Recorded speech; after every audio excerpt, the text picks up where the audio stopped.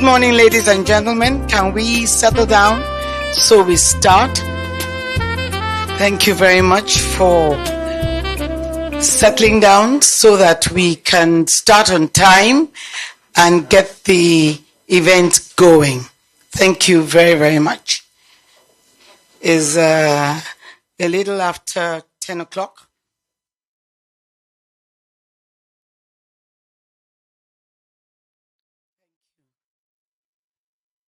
Where's my chairman? Where? Okay, right. So, good morning, distinguished ladies and gentlemen. I warmly welcome you all to the NBCC group event, Energy Group event themed Recording in progress. Nigeria's energy future, the way forward. We need to secure. I'm particularly delighted to see our chairman and president in council, our charming Mr. Ray Attile. Thank you for clapping for our chairman and president. Our council and exco members also here present. The deputy chief host of today, I'm going to call him, my chairman of the energy group, Mr. Taj Shubayo. Thank you. Our distinguished speakers, Mr. Raf Bobo, I've seen him. Mrs. Olu very high, she should be joining us online. Is she there so that when she's time to speak, we don't, can we just check that she's online? Mr. Tony Atta, we're expecting him. Mr. Adegbite Falade, I know he's here. And Mr. Ahmed Damshida. Thank you for welcoming them also warmly.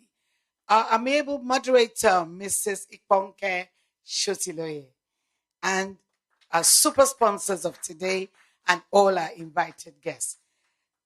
I warmly welcome you all again. I am Adiola Aziz, the Vice Chairman of the NBCC Energy Group.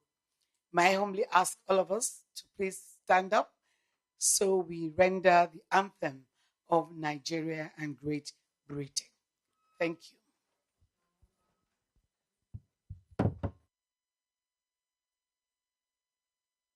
Nigeria, we hail thee, our own dear native land.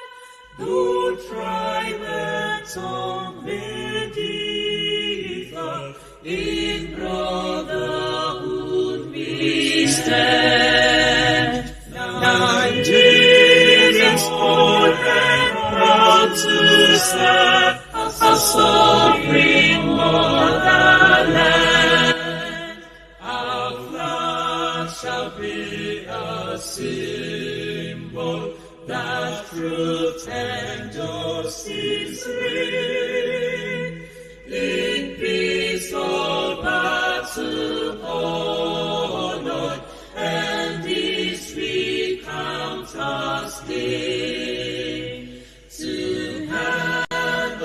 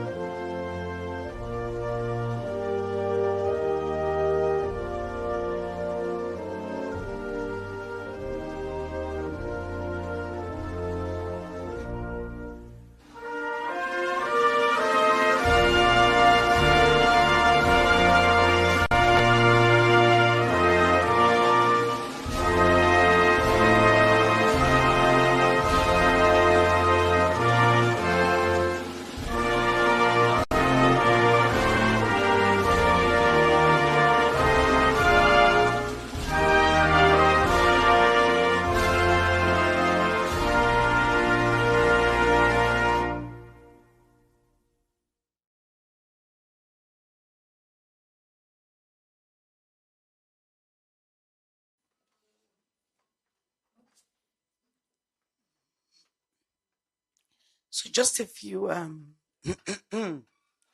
some few housekeeping rules before we begin. Our physical attendees in the room, we are, as always, going to have a Q&A session, and when we get to that, the rule is basically to raise your hand, state your name, the company you represent, and a microphone will be brought to you. For our virtual attendees, right now, I hope you can hear us very clearly. If not, check the volume of your system to make sure you can hear us. And if you can't, just let the IT personnel know about that. The event is being recorded and will be available live on our YouTube channel, Nigerian-British Chamber of Commerce. For comments and discussions, use the chat icon. Submit your questions, and these will be answered and monitored when we get to that by the moderator. For posts on social media, kindly use the hashtag NBCC Energy Event 2024. Please join me at this juncture as I welcome our President and Chairman in Council, Mr. Rui Ateli, to give us his welcome address. We can do better than that now. Thank you. Right, thank you.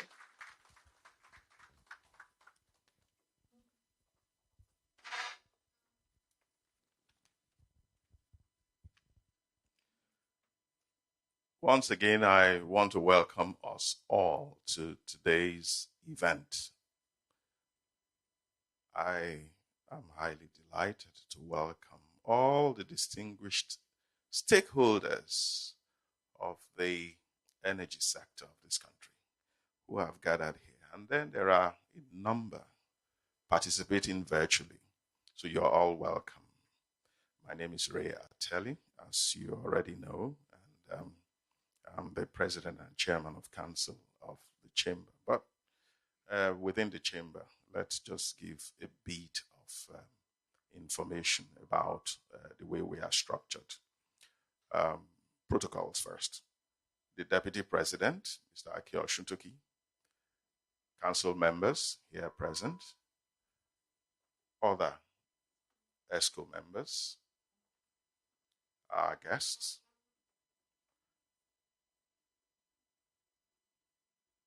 all members of the press that we have invited, ladies and gentlemen, I'm pleased to welcome you once again. But let me introduce our chamber to start with. We were set up in 1977, and it means that we've been around for, we're chasing 47 years already and counting. And over that period, what have we done? We've created platforms like this that we use to push issues that are important to corporate Nigeria. There are items that we need to discuss and advance discussions around. And we don't have to use the government platform. We have our own alternative platform, and this is one of them. And all we do is to give government an alternative viewpoint so that as they make policies, as they implement, they take corrective steps. If we individually go knock on doors at the presidency and say we have advice for you, it won't open. But when the NBCC convenes, like we've done this morning, and we put forward a few ideas encapsulated in a communique, if we push it, they listen. And that's the way we've done it all those years. And that's who we are. And we are members of the British Chamber of Commerce as well. The British Chamber of Commerce is a behemoth of sorts, a huge agglomeration of 71 other international chambers across the world. So if you belong in the NBCC, by extension, you belong in the British Chamber of Commerce family, and it means you have access to 71 other chambers of commerce across the world, especially in the Commonwealth, which includes India, Canada, Australia, and the rest of them. Now, back to the topic of the day, securing Nigeria's energy future, the way forward. I don't have the answers, but I am glad that we have experts in the room who will guide us with their thoughts, what they think is the way forward. But I'll share a few thoughts, the thoughts of a layman, and it would perhaps be better burnished or polished by the experts in ways that will make it more appropriate. We have been talking a lot about food security, and lately we witnessed quite a few gatherings where people had to express themselves saying that they were hungry. And it was all about food security, and it tends to sound as though there is food insecurity in Nigeria. I don't know. Perhaps there is. But the fact is that there is energy insecurity as well. And next to food is energy. All right? Where there is energy insecurity, every other thing falls apart. Perhaps if we had energy security, food insecurity might not be as severe as what we are witnessing today. So it's important that we give it its pride of place. Just imagine if there is a total blackout across the country today and there are no alternative power supply means. How long will the rest of us survive? How long? That's when we start to understand that Armageddon is even something that can happen here. If the hospitals can't operate, if patients are dying on the operating table because of energy insecurity, then it starts to hit home how extensive this issue is. It's not just something that you look at in isolation, right? How do you preserve food? Even in your homes. If you don't preserve food, definitely you are going to have food insecurity. Even the one you bought will be wasted and you're back to square one. And so the energy sector, beyond just powering equipment and appliances, should be given the required attention. And when we want to talk about charting a future for Nigeria, we should be looking extensively beyond just the generation of power, sustainability issues, and ensuring that we are looking for alternatives to fossil fuel. No, not just that. It has to be all-embracing to ensure that in this country, whether you are educated or not, you live in the city or in the hinterlands, wherever you may be and whatever business you operate, that you can feel secure. Not the security that the guns give you, but you have security that you have a life, a future in this environment. And that future is assured because the policies are in place. Yes, we have the Energy Commission and all.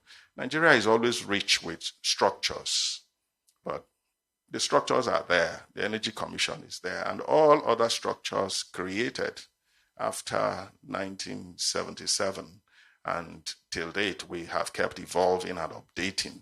But the issue is, how do we operate them? How do we implement them? And how do we follow through?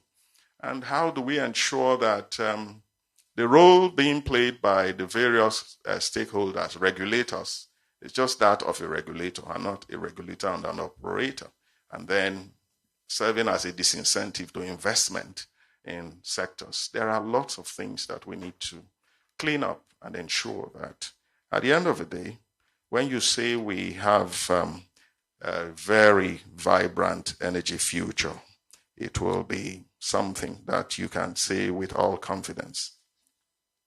I want to thank all who have come here today to be a part of this event.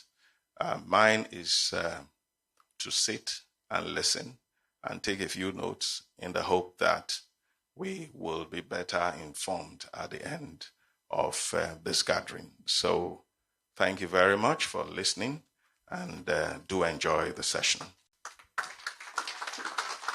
Thank you very, very much, Mr. Chair President, for setting the tone for this event. We are now ready to kickstart, and we're going to listen to a goodwill message from Mrs. Oluvera-Hine, who a lot of people were hoping to see in the room, but she is going to be joining us online.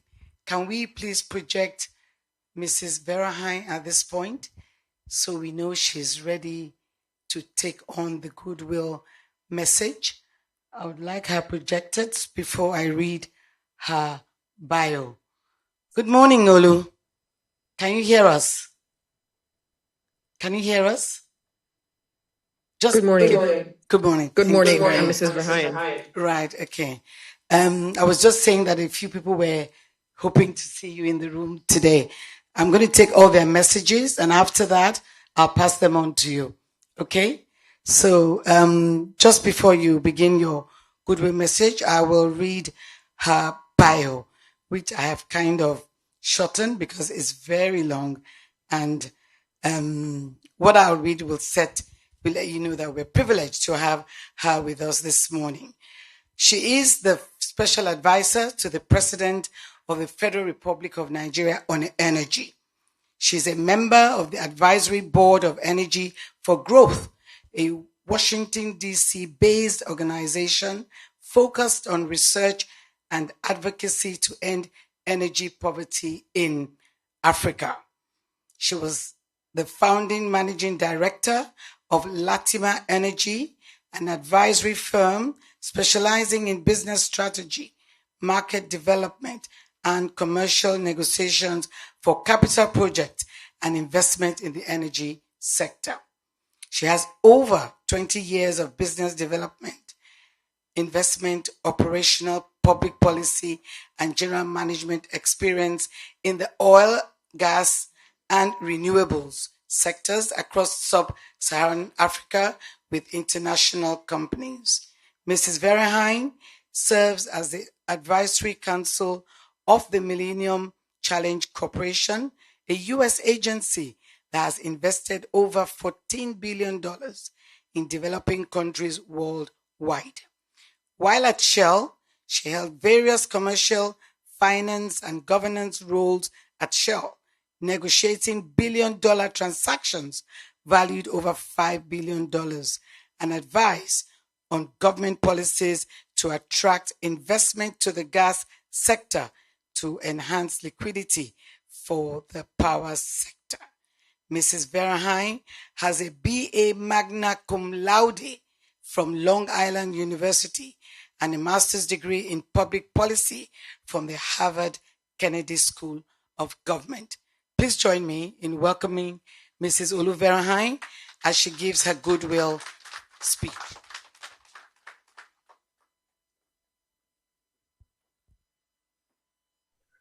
Good morning, ladies and gentlemen. Apologies, I couldn't be there in person. I had to accompany the president to on an official visit. But it gives me great pleasure to speak to you at today's event, and thanks for having me back. This was one of the events that I really enjoyed prior to this appointment, and thank you all for joining this morning and to discuss this important theme about securing Nigeria's energy future, the way forward. As a nation, I listened to the previous speaker talk about the importance of discussing or finding solutions to energy insecurity. And that's very apt given where we are. We are an oil and gas giant, an energy giant in the way if you looked at the abundance of our resources.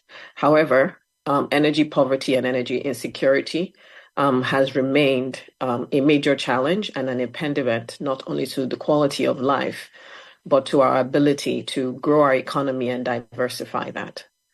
So what do we do about that? We start with our oil and gas sector, which for a long time we've thought of ourselves as a giant, one of the top 10 holders of reserves when it comes to gas, 209 TCF, one of the largest producers of oil on the continent.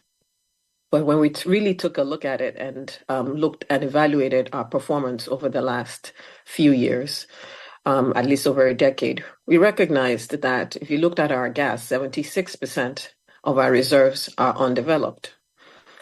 Almost 70% of our deep water reserves are also undeveloped. So how much of a giant are we? Where has that capital gone? And why is it not coming here?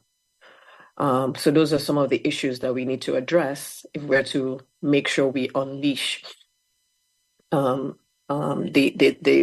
real impact of this sector, the potential impact of this sector in its ability to diversify our economy, especially when it comes to gas, and its ability to provide energy security for Nigerians. So we quickly looked at our environment and realized that it needed to be a lot more attractive, a lot more competitive for capital allocation in these different boardrooms, especially if you look at what's happened over the previous decade. It's a lot more competitive. Resources have been found elsewhere. We're not the only game in town. So we quickly got to some of the 4 or 5 issues that we thought there are many issues to address, but we thought if we address the 4 or 5 issues that the government can quickly take on to improve regulatory certainty and clarity, the ease of doing business in this environment, create fiscal incentives that allow us to be a lot more attractive and competitive for investment, make ourselves one of the top 10 one of the top 3 top quartile destinations for oil and gas in the sector, that will see a lot more activity. So we did, since the beginning of this administration, we've had 4 presidential directives. The first one was really around making sure that we clarified the roles of the regulators and make sure that the delineation is quite clear, who does what, and that attracts investments to the upstream sector and the midstream sector. The second directive focused on the fiscal incentives, and we've fiscal incentives for non-associated gas.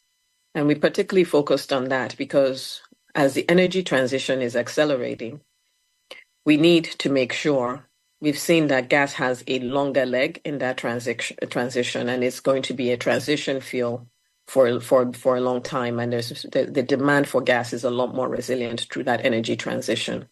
So there's an opportunity there to make sure, and also gas has a significant multiplier effect on our economy.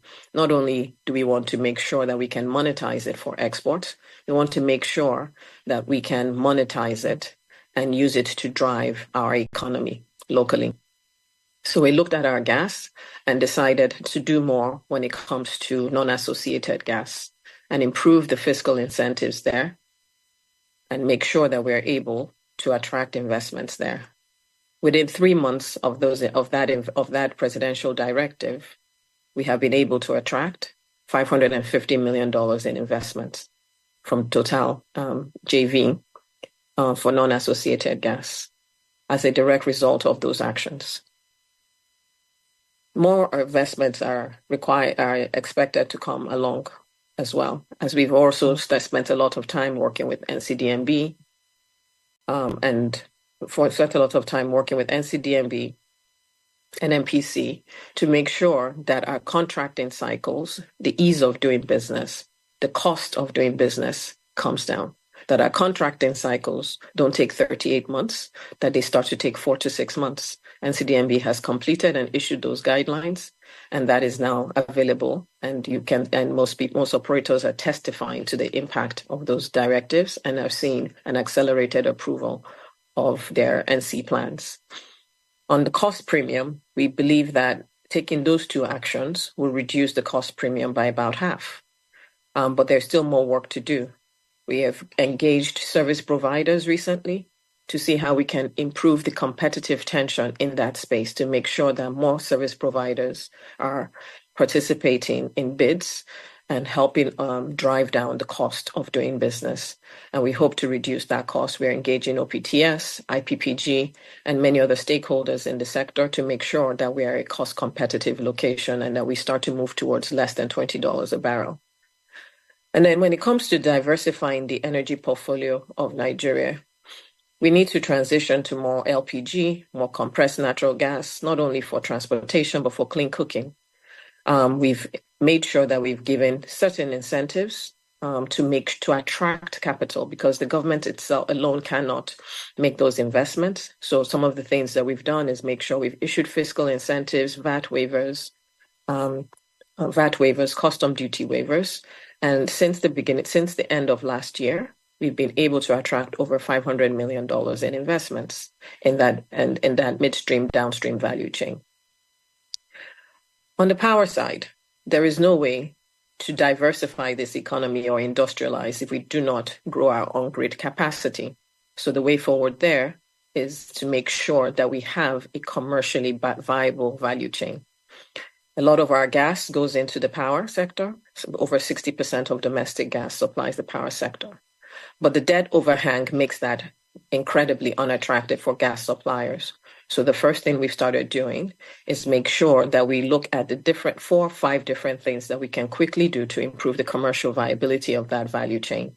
The first one was really making sure that we continued our commitment to a transition to a cost-reflective tariff, making sure that the tariffs that people pay, that people who have the capacity to pay on-grid tariffs and cost-reflective tariffs, pay those tariffs, and also to make sure that we start to design targeted subsidies to protect the poor and vulnerable.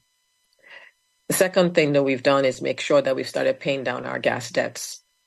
Over $100 million have been paid, and additional processes are in place to make sure that we continue to reduce that debt to the power sector. But one of the other things that we've decided to do is go to the root cause of the challenges in the distribution end of the power sector, and say what needs to be done to make sure that not only when you increase tariffs, that you drive efficiency in the distribution companies, that we also make sure that the revenues we set are being collected. So as a result of that, the president has launched a presidential metering initiative to bridge the metering gap, to reduce the revenue losses and ATC&C losses from 40% to about 15 to 20% in 2 to 3 years. The idea is to close the metering gap and make sure that over 60% of the 13 million users who are not metered are metered, and that we can improve the revenues there. Our vision extends beyond stabilization. We seek energy abundance for Nigerians, and we're prioritizing the use of productive use of power, productive use of gas in the commercial and industrial sectors, and looking to collaborate with folks across those sectors. We're improving energy infrastructure, which is essential for economic development as we continue to urbanize and industrialize. Our priority is to fuel economic growth that outpaces population growth. The growth will be private sector-led, public sector enabled, with a framework that ensures prosperity for all Nigerians. We are very committed to continue to work with stakeholders, such as the Nigerian-British Chamber of Commerce and other stakeholders for delivering this prosperity to Nigerians. We're open for business and looking forward to working with you. Thank you all for having me.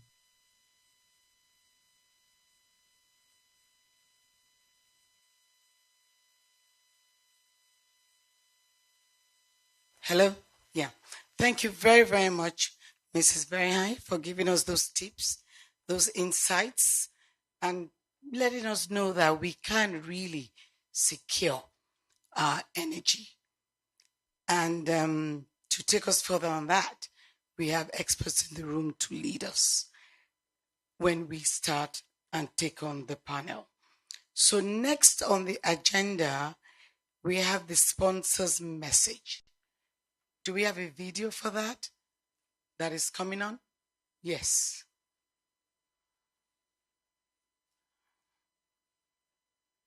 Is it coming on? I'm getting 2 signs. Somebody's saying yes, somebody's saying no. Queen?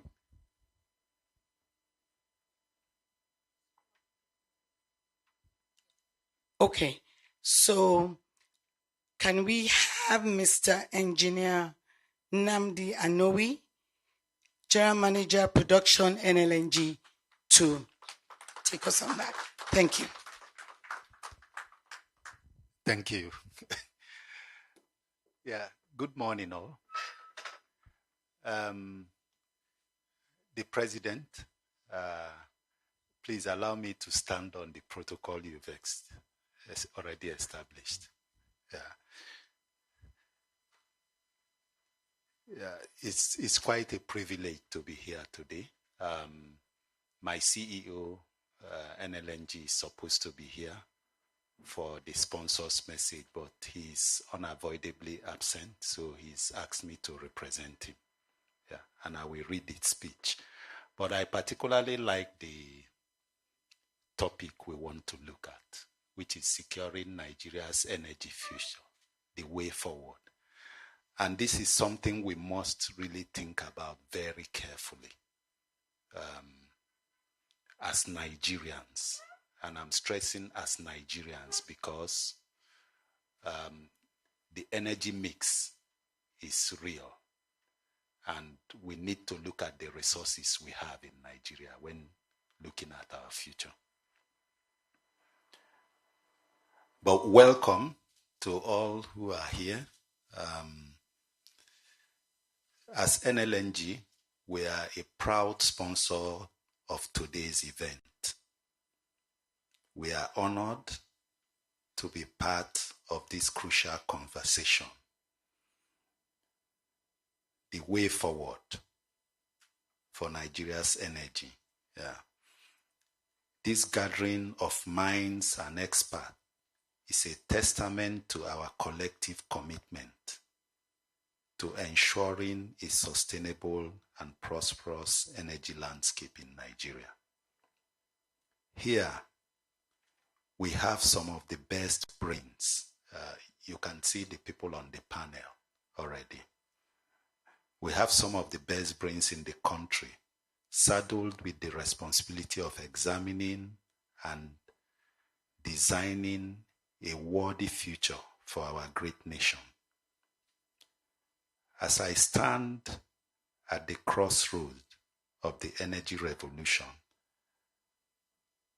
our collective actions today will define the trajectory of our nation's prosperity and sustainability.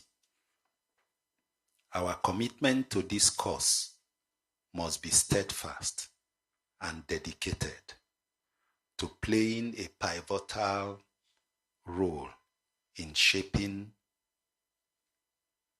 a sustainable energy future for Nigeria.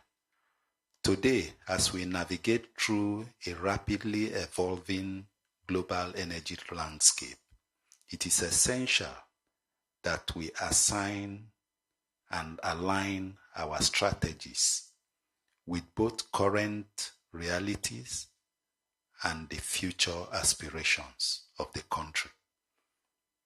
This is well captured in an African proverb that says, tomorrow belongs to those people who prepare for it today. In our journey towards energy security, we are faced with numerous challenges, ranging from infrastructure, constraint to the need of technological innovation, and even regulatory support. However, these challenges also present opportunities for us to forge stronger collaboration,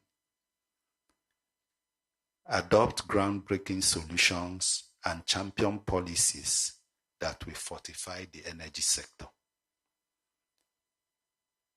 As Nigerian LNG,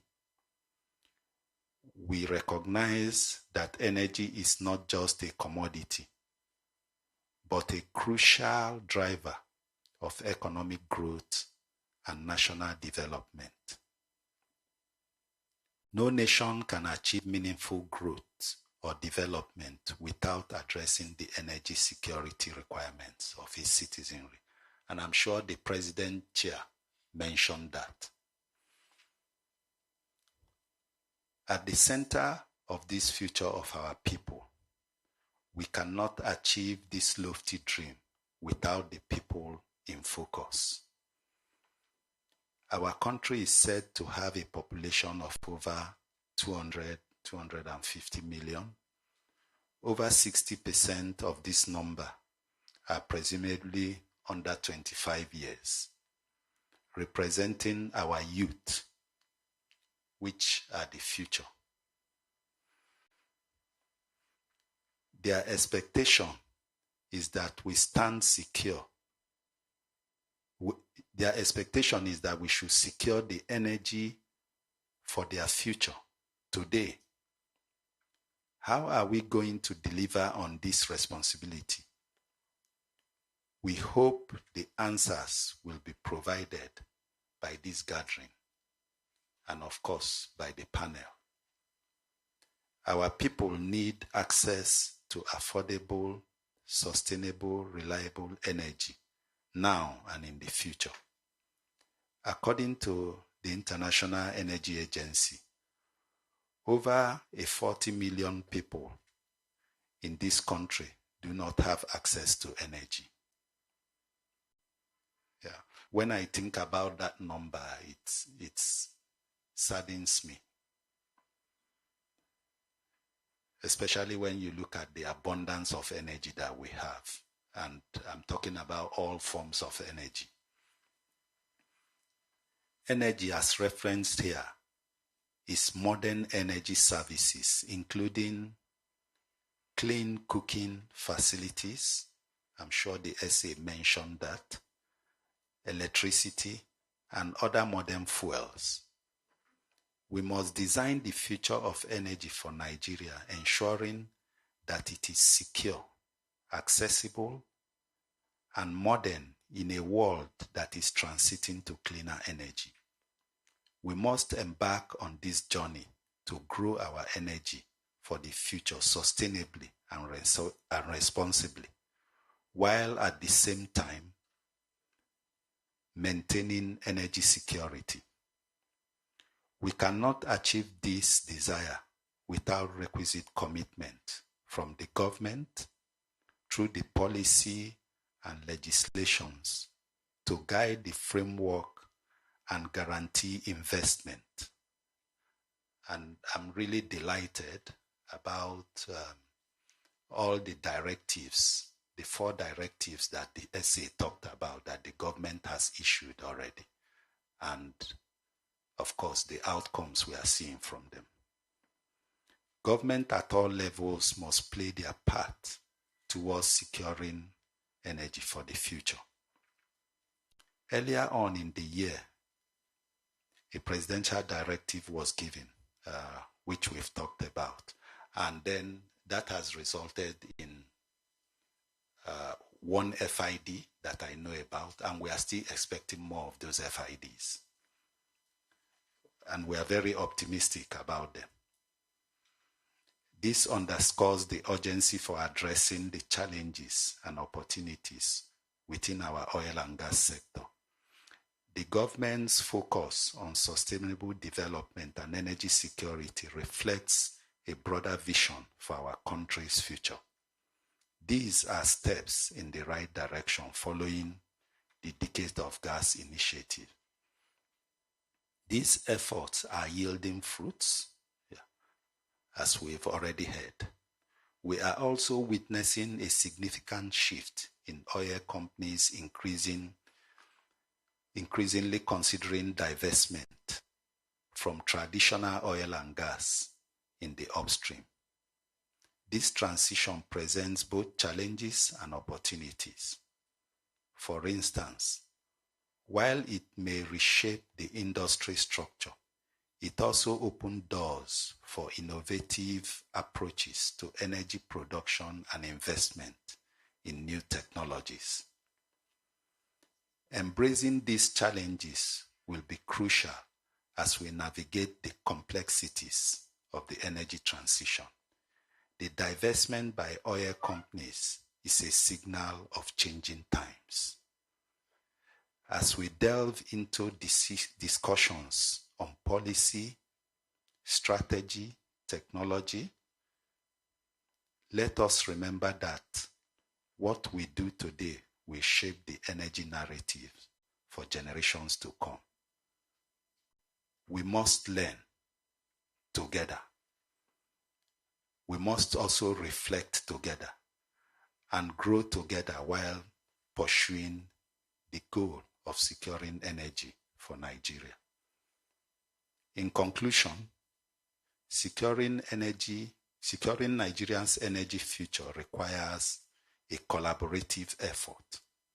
It demands that we embrace change, invest in our youth, and align our strategies with the global movement towards a more sustainable and resilient energy landscape.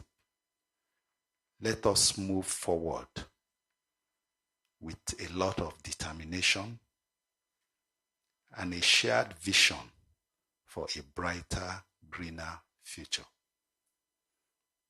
I really want to thank you for your attention, and I look forward to the meaningful conversations we'll be having here today, and more especially the communique that the President talked about and the actions that will come out of this. Thank you very much for listening to me. Thank you very, very much, Engineer Noe. What we do today, the narrative of today will shape what we will do tomorrow. Thank you very, very much for that. And can we give him another round of applause? Yes, thank you. Thank you very, very much. Moving on very quickly because we are very much behind time. I'd now like to have Mr. Ralph Bobo, who is going to give us his keynote speech. But I'll just read his very brief but impactful bio. Mr. Ralph Bobo is the Managing Director of Shell Nigeria Gas Limited, SNG, and is responsible for leading the company and safely delivering its domestic gas growth aspirations. He is passionate about unlocking the domestic gas value chain and driving industrialization via increased gas utilization. Prior to joining Shell Nigeria Gas, Ralph held various management positions within the Shell group of companies. He has accumulated extensive experience and expertise through his diverse roles in both the downstream and upstream business, including supply and trading, asset commercial, non-operated ventures, governance, and gas integration. He holds a master's degree in chemical engineering and an MBA. Ralph has a strong zeal for nurturing talent, and he manages a diverse team that aims to bridge the Nigerian energy gap. Ralph is a father of 4 young, handsome boys, now men, and his interests include fishing, sailing, traveling, and golf. May I please welcome Mr. Bobo to the podium. Thank you. Even he himself is super handsome. Thank you. Thank you so much. So those boys are now men, just so we know. The president and chairman of the council, Mr. Ray Ateli, please allow me to follow in the footsteps of Engineer Noe to, like we say, hide under the existing protocol. Like we do in Shell, so I'm going to need a slide because Shell people, we don't do anything without slides.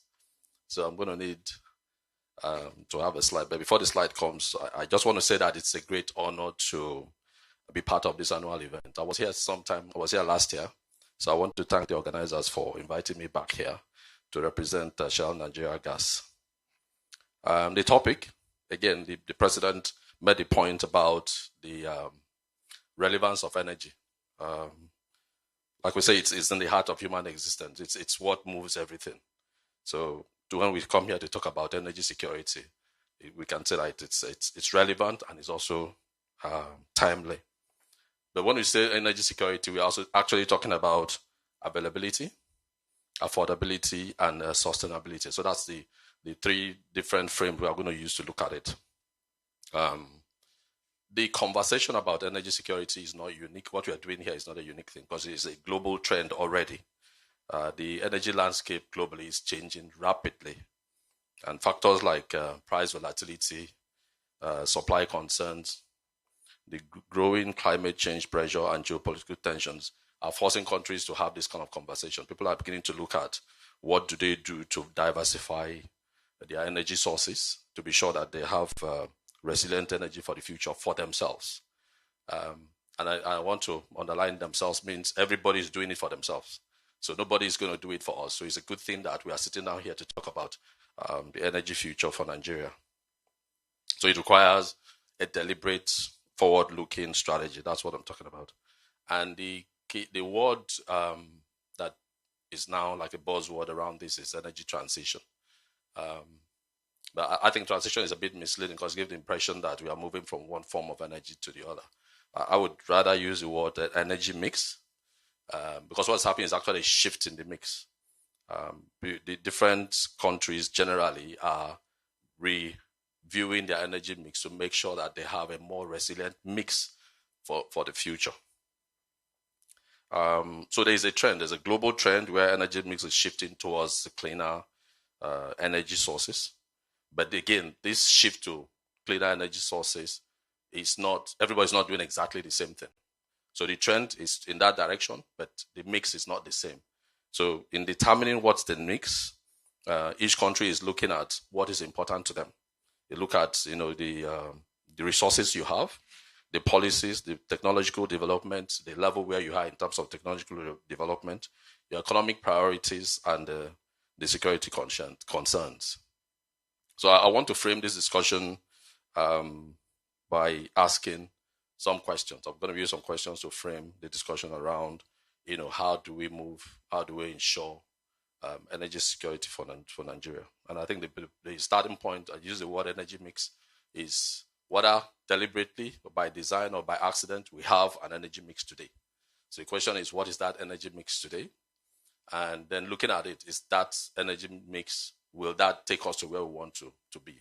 Otherwise, if it's not, what is the energy mix that will guarantee or that will ensure diversification and guarantee a resilient, secured energy for Nigeria in the future? And then in reviewing that, we now ask the questions, how do we go from where we are today in terms of energy mix and where we want to be? As we interrogate that bit, other questions will also come. Which of the components of the energy mix do we want to anchor our energy security on? So we say it's a mix, but which of the components do we want to secure or anchor our energy security on? And then which one do we want to develop to bring into the mix, which is probably not there or is not prominent, that we want to bring into the mix in order to bring some kind of diversification? Because if you're anchored on just one, at some point you'll be at risk, because it could get to a point where the world moves on and then you don't have anything to fall back on. So which one do we want to accelerate and bring in to ensure diversification and address concerns like the environmental concerns? Because we are an energy-rich country, the question also should revolve around what is the global demand trend. The why that one is important is that it helps us to look at which of these components today will help to generate the cash that we can use to invest. We talk about developing some other components of the energy mix. We'll need funding for that development. So which of the components do we need to push today to be able to generate the cash for that development? And of course, we also need to invest in infrastructure, invest in technology and innovation, because as we go into the future, all that is going to be very important. So we need cash to be able to do that. So I want to look at using this slide. Can we go back to the first slide, please? I just want to use that slide to further discuss this point.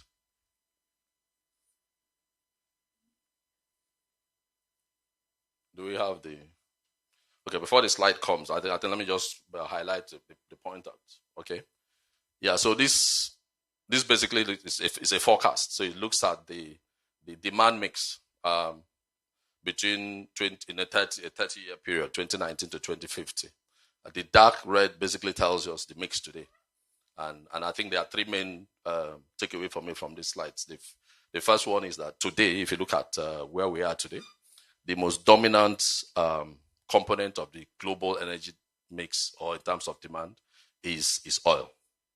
That accounts for about 32%. That's where we are today. But it also shows you that as you go towards 2050, the projection, the forecast is that it will lose that position, that dominant position, and it will start decelerating. The expectation is that it will not increase beyond 2030. From 2030, it will start to decelerate. That's the expectation. That's the forecast. But if you look at natural gas is important today, but you see that by the time we get to 2050, the expectation is that it will become the dominant component of the global energy mix. And the expectation is also that beyond 2030, it will be the only fossil fuel that is still growing in terms of demand. And then if you look up the upper part that addresses renewables and the components that are relevant for the environmental considerations, we see that the renewable energy, though not significant today, will grow almost fivefold as we go into the future. Why is that particularly for renewable energy? Because we talk about the global trend right now towards environmentally friendly source of energy, and countries generally making sure that they diversify their energy mix. So renewable energy helps with that diversification of energy mix and reduces reliance on fossil fuel. So it also contributes to global effort to mitigate climate change. So because of that, many countries generally are adopting it, and it increases the demand for it. But natural gas, why is natural gas, becoming more and more relevant, more and more important? We can go to the next slide, please. Okay. So if you take a snapshot of the past 30 years, you will see that natural gas has been the fastest growing fossil fuel. And like I said, the expectation is that it will continue to grow, and even beyond 2030, it will still be growing, even though the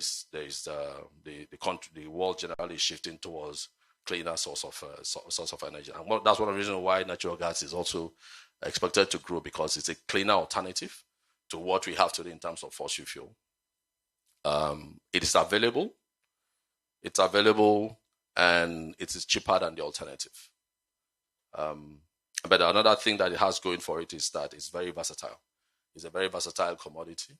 So it's not just used as a source of energy, but it's also a feedstock for production of many things. So I used to say, if you go into people's home, there's hardly any home you go to that you'll not find at least one thing that can be produced using natural gas as a feedstock. So that gives it that edge over other forms of renewable, the other forms of fossil fuel.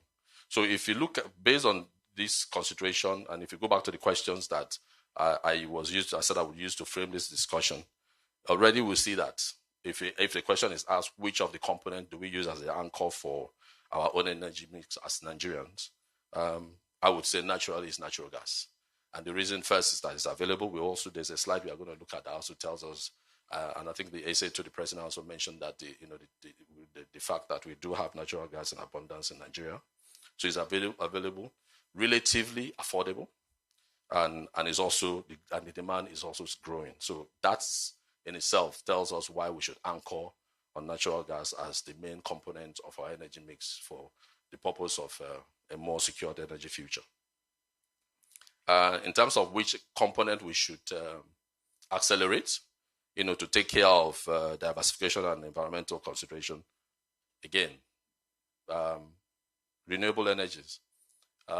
We are not doing very well there now, but it's not just us. It's a global thing. Generally in the world, renewable energies, like we saw from the plot, is just account for just 2% of the energy mix today. So as the world is also accelerating and bringing the renewable energy into the energy mix, we also need to do that as well. Then what about oil? What do we do with our oil? There's a bit about, part of the question was about where do we generate money to be able to invest in developing the other elements that we're talking about. So oil should remain as our cash cow. And from the previous slide, we see that even up to now, there's still a strong global demand for oil.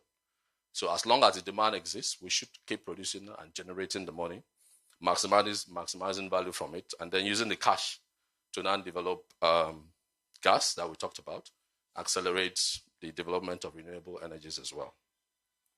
So if natural gas is the main component, the point is, let's come back home now. How are we currently doing? So if you can go to the next slide, let's skip this one. This basically just tells us that it's cheap. This tells us where we are in terms of against our peers on the global stage. So we see that in terms of proven reserve, we are number 8, so we are in the top 10. But this slide tells us the potential that is there. In terms of production, marketed production, but commercialized production, we are number 15. In terms of demand, in-country demand, we are 40. So basically just tells you the potential that the fact that we are not. If you use example of countries like Egypt is doing almost times 3 of what we're doing. Iran is almost times 10. So that tells us there's potential to utilize natural gas in countries. Some of these countries, their population is almost like a third of our population. So if smaller countries can use that much, or could have or generate that much local demand for natural gas, it tells you the potential that we have in country. Can we go to the next slide? Another next one, please. Sorry. Okay, so this slide basically it's just a summary of what we're currently doing, how things are today with natural gas. So we currently produce. So the numbers might have changed because this is about last year, but we currently produce about 8 BCF of gas, and we commercialize about 5. And out of that 5, only 1.2 comes to the domestic market, and then 3.8 is exported. I think the number has improved a bit now. It's going close to about 1.8 now. But the point is still not enough. Yeah. So the next slide now. What should it be? And I'm using this is the slide about decade of gas. So sometime in 2020, we came together and said that we're looking at the size of our country, population, and all that, our resources, that we are going to grow our natural gas production and consumption by threefold. So today we are currently doing 5 BCF a day, and the expectation was that between 2020 and 2030, we would have grown to 15 BCF. And out of the 15, the expectation was that 5 will come to the domestic markets. So today it's 2024, so we're almost halfway into the decade of gas. So we're at the point where we need to start asking ourselves the questions, how are we doing versus the ambition? We need to start interrogating and also check to see if there are adjustment that needs to be done to this vision. So there's a lot. Current administration has done a lot of things to incentivize the local utilization of natural gas. Yeah, but if you come together and look at it and look at where we want to be in 2030, that will help us to realize if there is more that needs to be done to take us there. Can we go to the next slide? All right. So again, this is just a short summary of what the challenges are. There are many of them. I'm sure we are very familiar with some of them as well. But just highlighting the key ones for each of the elements of the value chain. So from the upstream to downstream, the major ones there are the gas fiscal. The fact that today we still have about 60% of the natural gas production is aging. I think that calls for reflection. Are we doing enough, or are we doing enough to incentivize investment in unassociated gas? Gas evacuation infrastructure is still a major problem. For those who are involved in gas development project will recognize that the infrastructure is always a major factor in the cost. And sometimes even when a decision is to be taken to proceed or not with a gas development, By the time you layer the costs of the infrastructure on it, sometimes just make the project non-competitive or non-attractive. So if already that infrastructure bit is already taken care of, a lot of the projects that we've not been able to move forward with probably would have moved forward. So the gas, the evacuation infrastructure is a major factor. There is a cost versus domestic gas price. I'm not going to dwell on that again because a lot is being done in that space, but it's always a factor. It's always something that we need to look at to be sure that we are doing enough there. The essay to the president mentioned the legacy gas to power debt. Something is also being done there, but the debt is still there. And if you don't clear the debt, because if you see from the picture here that about 2/3 of the gas that comes to domestic market goes to power. So if the gas to power value chain is not healthy enough such that the fund flows back to the upstream producer, if that's not the case, then at some point it will struggle to convince people to produce and send gas into the domestic market. So that still needs to be sorted out. Midstream problem, the situation is similar. It's infrastructure. But there's also the bit around the regulation and actually running management of the industry, of the midstream operation. We have the network code that came with the PIA. The implementation is very slow. I have to give credit to NMDPRA because a lot's been done since in the past 24 months, to migrate people into that network code, because it brings some kind of transparency, and it gives confidence to those who use the network to know that when you put a molecule of gas in the network, it will be properly accounted for. But we see some reluctance to adopt the code, so the regulator probably needs to do a bit more to push people in that direction. And then where the downstream, which is where Shell Nigeria Gas operates, the distribution infrastructure too is still very limited. There, companies like Shell Nigeria Gas, we invest, in building distribution infrastructure, but again, it's not a one company thing.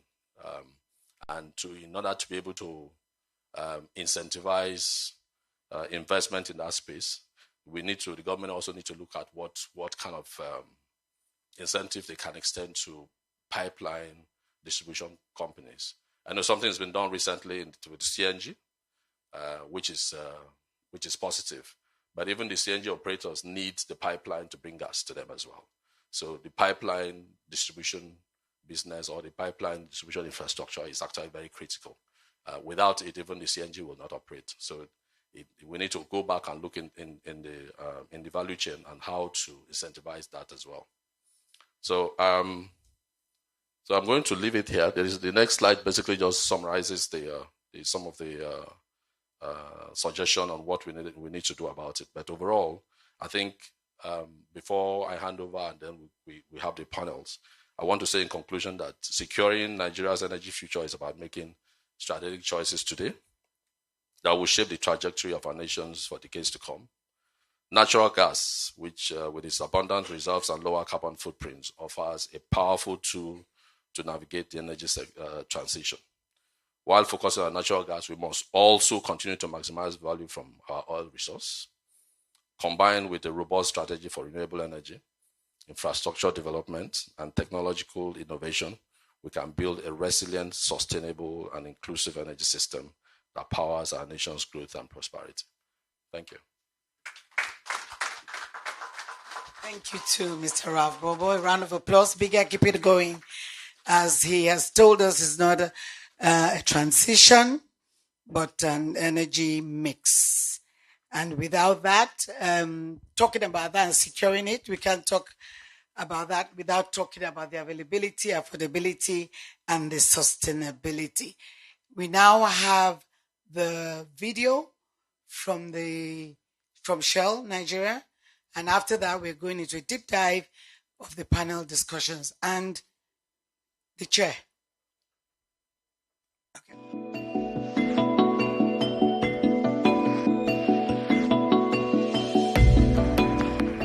Shell Nigeria Gas is committed to supporting Nigeria's industrialization through domestic gas distribution to manufacturing plants and industrial users. A large portion of industries Smaller businesses and homes continue to rely on generators for electricity. At SNG, we provide our customers with cleaner, more reliable energy as a lower cost alternative to liquid fuel. Shell Nigeria Gas, SNG, is part of the recently launched Shell Energy Nigeria, SEN, line of business. Building on over 2 decades of SNG carrying out domestic gas marketing and sales business in Nigeria, SEN will provide global support in expanding the role of gas in power generation, local industry, and to help provide new energy solutions across the country. By providing this energy, we assist in building a stronger Nigerian economy. Incorporated in 1998, SNG is the first and only wholly owned gas distribution subsidiary of an international oil company in Nigeria. The company is certified ISO 14001, a certification that reflects that its operation is at the highest of industry standards. SNG currently operates a growing world-class gas transmission and distribution network of over 138 kilometers. It operates several distribution systems, including Agbaraota in Ogun State, the Aba cluster in Abia State, and the Port Harcourt cluster in Rivers State. The company is in a growth phase and recently signed agreements to build infrastructure and deliver natural gas to customers in Lagos, Oyo, and Bayelsa states. Our customers cut across several sectors of the Nigerian economy: pharmaceuticals, fast-moving consumer goods, glass, ceramics, steel, to plastics, and power. Currently, over 120 industrial customers are connected to our gas supply network. In Abia State, SNG has already completed a 20-kilometer gas pipeline project connecting to industrial hubs in the state. These include Agbo Hill, Osisioma, and Ariaria industrial zones. The 20-kilometer pipeline has enabled the supply of gas to major industrial customers, including the Ariaria Market Energy Solutions Limited, AMES. AMES is the Independent Power Project, IPP, consortium that provides electricity to the popular Ariaria International Market, the largest leather shoemaking and open store market in West Africa. Ariaria has over 37,000 shops and an estimated 1 million traders. Rapidly expanding its operations in Nigeria, Shell Nigeria Gas signed a 20-year agreement with the Nigerian Gas Marketing Corporation for the domestic distribution of gas to industrial customers and manufacturing plants in Lagos and Ogun states. In the new deal, SNG will also extend its distribution network to Badagry to serve a new market in the border community. Our operations directly impact the local population through our direct social investments in education, road safety, and community health. The value chain we sustain improves internally generated revenue and creates thousands of jobs for Nigerians.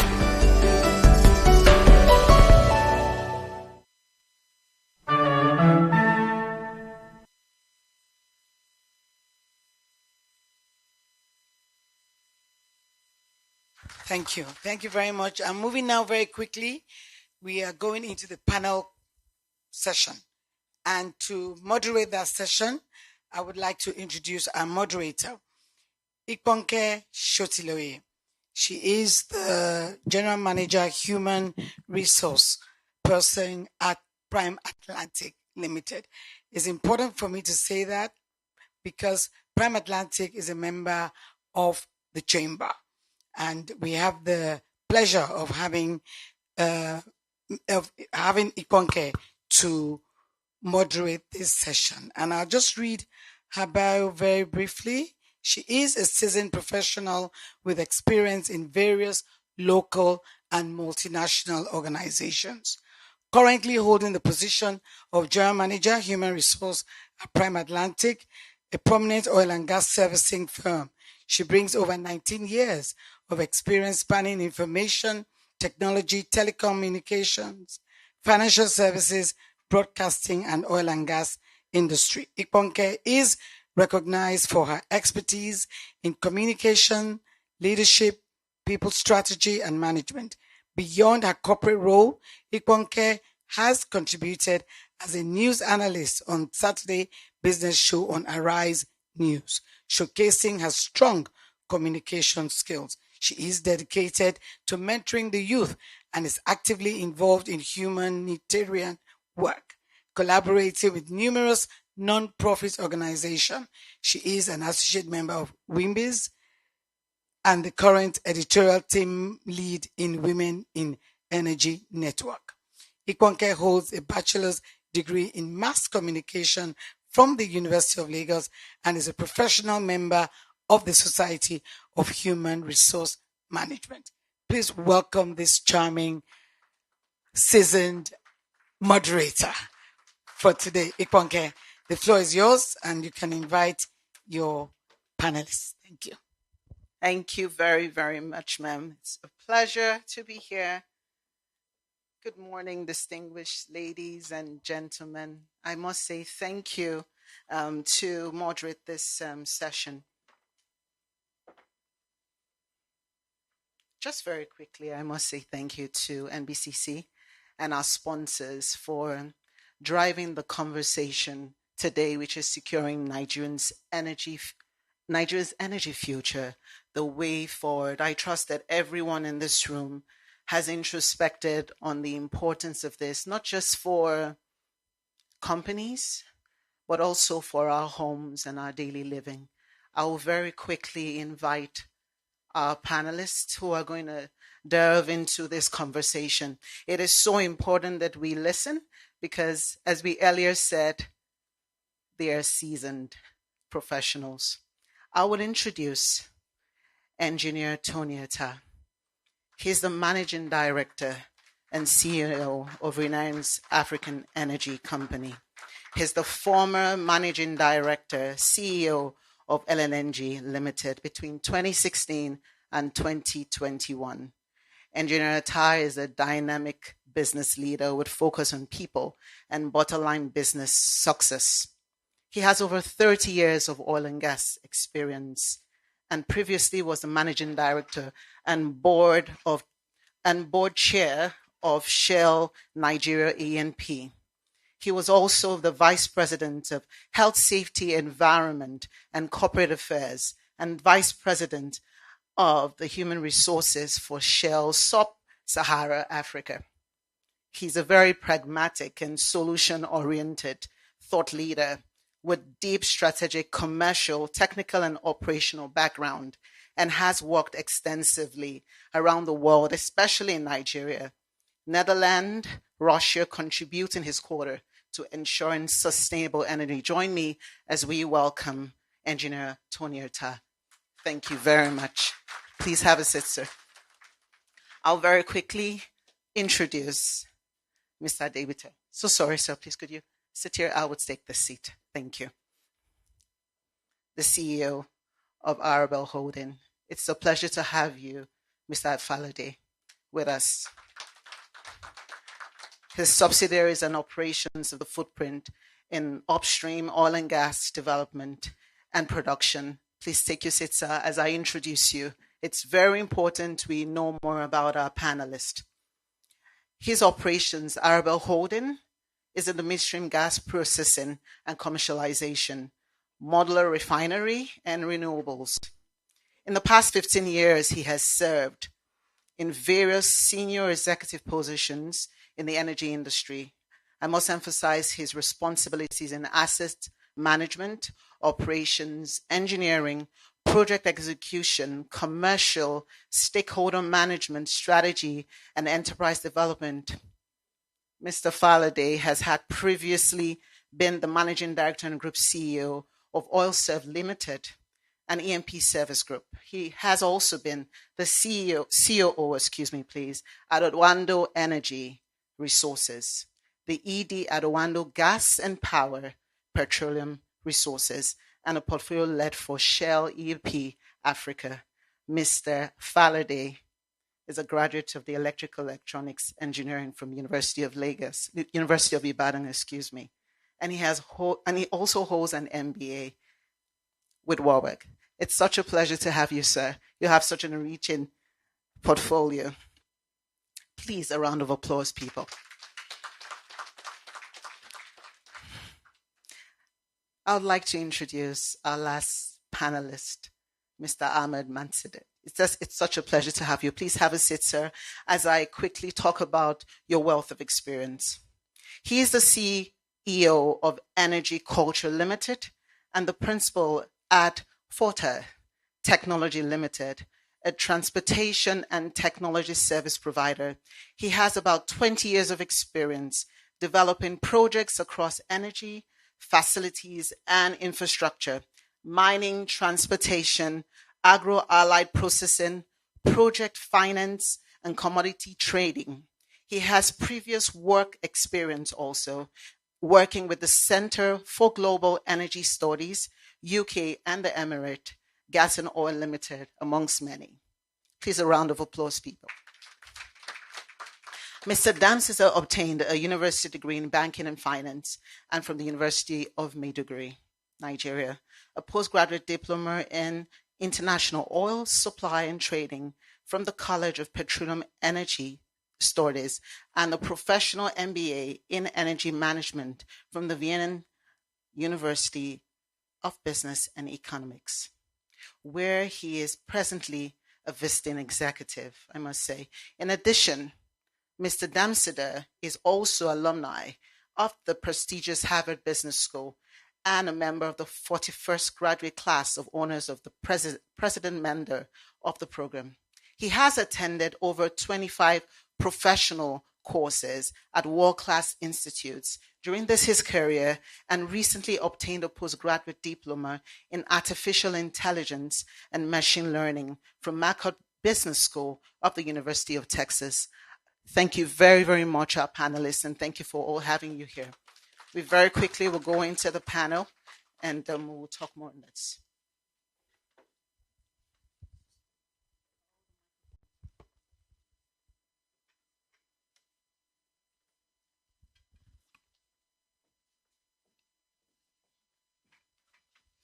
Please check your microphones if they're all up. Thank you.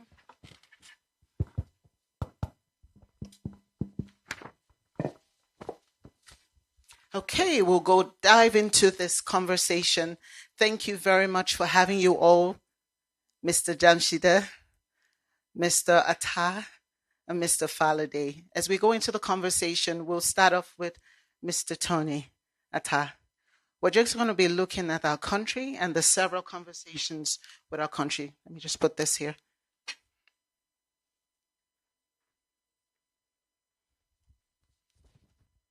So there was a debate on whether gas is clean enough to be part of the move to become greener. Is gas firmly a part of the green agenda globally? We'd like you to delve into that conversation. Thank you very much, Iponke. You probably took the second half of my bio there to point a gas question. I think I see Namdi here. Where's Ralph? Ralph's hiding behind the camera. I see a lot of friends and colleagues from NLNG. Yeah, it's a very interesting question, one that is very dear to me, and I see Tony as well. There are a few people who, at a different forum, heard me talk about oil, and they were like, "Was that you?" As a former MD of NLNG, I spoke gas all my tenure, to the extent that we always end by saying it's time for gas. But quite frankly, I think the topic itself, let me just dial back and start with the topic, securing Nigeria's energy future. When the chairman of the event, Taj, called me to say, energy future, I say, what future? Let's talk about now. Securing Nigeria's energy needs today. There is no future without a present. So it makes it very more urgent for me to the extent that when we're talking about securing energy from the standpoint of Nigeria, the focus is typically oil and gas. And listening to the last two speakers between Nnamdi and Rav, you can see that energy transition is a challenge, infrastructure is a challenge, social security is a challenge, funding is a challenge. There's just too many things that end up being challenges to Nigeria, and it begs the question why. But then if you go one level higher and say, let's go to motherland, let's go to African level, you find that the situation is not any different. But it's not different because Africa is relying on Nigeria to get it right. If Nigeria gets it right, Africa will get it right. But so far, we have been struggling. The data shared by the two gentlemen and the SA Energy, for me, are very, very painful to listen to. If you look at Africa, over 600 million people do not have direct access to electricity. Over 900 million people do not have access to clean cooking sources. We'll come to gas. But essentially, if you look at Nigeria, when you talk energy, people go straight to power. But then let's even touch power. Today I read the minister was very excited to say we now have a spinning reserve of about 10,000 megawatts, but actual capacity that is available for customers of about 5,000. You have to really look at that number and say to yourself, oh, that's fantastic progress. For almost 10 years, that number was static on 4,000. But now that is 5,000 megawatts for 200 million people. If you flip the coin and go down south, in South Africa, they have 50,000 megawatts, gigawatts. They have 50,000 gigawatts for about 60 million people. And they have declared crisis. They have absolutely declared crisis. If you go to the UK, it's 60 million people with almost 66 gigawatts of power. But then we're excited when we say we have improved from 4,000 to 5,000 for 200 million people, with a projection that by 2050, we will be 400 million people. So it really speaks to the question, where will the energy come from? And I listened to, I believe it was Nnamdi who says, we're very resource rich. But I was waiting excitedly to hear that last part which should inspire us, because we are energy poor. And for me, that is a contradiction. How can you be so resource rich and yet energy poor? When you look at the data, I used to know it as 260 CF, but looking at Ralph's slides, by the way, Shell people must show slides. As a Shell retiree, I was very tempted, but I think I'm doing very well. Yes. It showed 210 TCF of gas. What it didn't tell you is that there's an additional scope for improvement in that reserve, which is about 600. So if we were to develop that 600 and prove it, then we easily go to almost 800 directly behind Qatar. That leaves you from 8th to 4th position.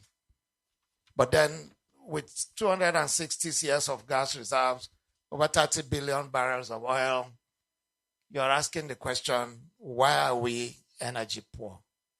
And that question is a deep one. But then he spoke about energy mix. He spoke about energy transition. There is no form of energy source that is not available in Nigeria. Okay, you can challenge nuclear a bit. But then when we say, oh, renewables is the future, what's the renewables we're talking about? Is hydro, is solar, is wind. I can speak to hydro. When I look at all the floods that happen on an annual basis, someone can use that for something. I can speak to solar. The number of people getting sunburn and the number of sun lotions that we are burning. You go to the north, there's absolutely no reason for anybody in Kano, Sokoto, Maiduguri to be expecting power from gas down south. Why aren't we proliferating the place with solar? Today, as we speak, someone told me of a contract FID we are going to take to put a pipeline from Nigeria to Morocco to take gas to Morocco. Morocco is putting a cable from Morocco to the UK to supply the UK 16 gigawatts of power from solar. And yet, it's the same African sun. So what are the opportunities? You've spoken directly to gas, Iponke. I think I just wanted to diversify it, to just lay it out so that the discussion will focus beyond gas to say, what is the true opportunity in front of us? Is it just gas? Or is it time to say, let's x-ray the energy mix itself, to say, what are we doing with the entire energy portfolio in country? But since you've pointed to gas specifically, we don't have a choice. From the picture you saw, even as at 2030, listening to Ralph, almost every energy source will stagnate, and the only one that has a promise of growth is gas. But guess what? That is the one we are blessed with the most. So the question truly is, what are we doing with our resource? And I can speak to countries that have done other things with their resource base, especially gas. One quick example is Qatar. You don't need to go far. Qatar started 24 months ahead of Nigeria with an LNG plant. We're just 24 months behind them. By the time we were commissioning, they had operated for 24 months, 2 years basically. Today, Qatar has 77 million tons per annum capacity of LNG. Nigeria, we have 22. I believe it's still 22. But then we got lucky and got Train 7 FID that will take us to 30 million tons. I was particularly ecstatic and excited for that FID until I realized that when we deliver Train 7, when Namdi and the team deliver Train 7, I think 2025 or so, we will be at 30 million tons. A week after, Qatar announced increasing her capacity by 30 million tons. So our total existence when we arrive in 2 years' time is Qatar's incremental. But why did Qatar do that? Qatar was number one. Out of the blues with the shale revolution comes America. And the American story is very, very interesting. They had built plants to receive gas. More than 30% of Namdi's gas contracts were destination United States. But with the advent of the shale revolution, they turned around their technology to say, we're now designing not to receive, we're designing to export. And if America wants to do something, they damn do it. America's number one today. Australia follows, Qatar's number 3, and Qatar says we shall do something different. What will Nigeria do differently with gas? Let me hold it here for now. Thank you, Mr. Tony. A lot said on this, and taking a cue from the slides from Mr. Bobo earlier, I trust that there are lots of conversations and many people in this room and CEOs are looking to do differently. Let's move away from gas a little bit and we'll speak to Mr. Faladay just in the area of oil and gas. How can local oil and gas companies play a definitive role in Nigeria to beat our energy security? I know we've spoken about gas, we've spoken about our oil and the importance it plays. Before we even move away from this conversation, please tell me your thoughts, sir.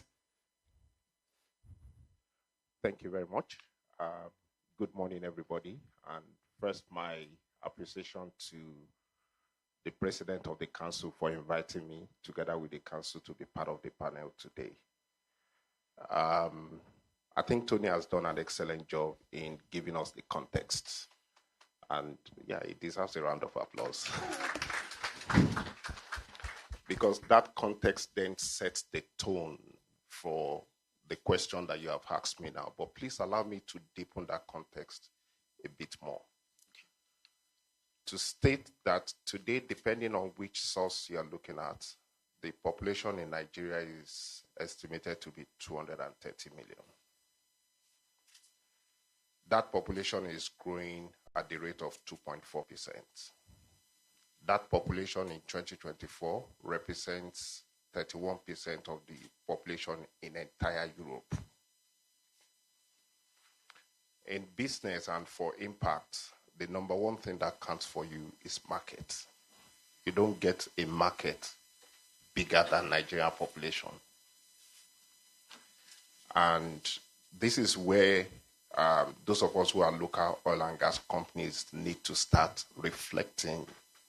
We are sitting right in the rough of a market. But it's not just any market. As Tony said, it's a market that when you look at it from the per capita statistics of power enjoyed or energy enjoyed, it's one of the least in the world. The 230 million people are depending on about 5 gigawatts of grid power, as compared to South Africa with barely 60 million people, feasting off from much more. So you have a market, and you have a market that is very sizable. How did we start off as an industry? We started off as an industry not as Nigerians, not as local companies, but by international companies who came into our shores for the purpose of securing the energy future of their own home countries. And so the design of our exploration, the design of our production and everything was configured in terms of architecture to just take every single barrel back to their home country. In the last 30 to 40 years, we've seen a significant shift in terms of who is holding the steering for the local oil production. What we have not seen is a shift of where the architecture is. And I think that's where we're coming. Today, almost every single local oil company is still playing the export game. It's the easiest to do, it's the fastest to do, but it's the least contributor to local energy security. And I watched when Ralph made his presentation.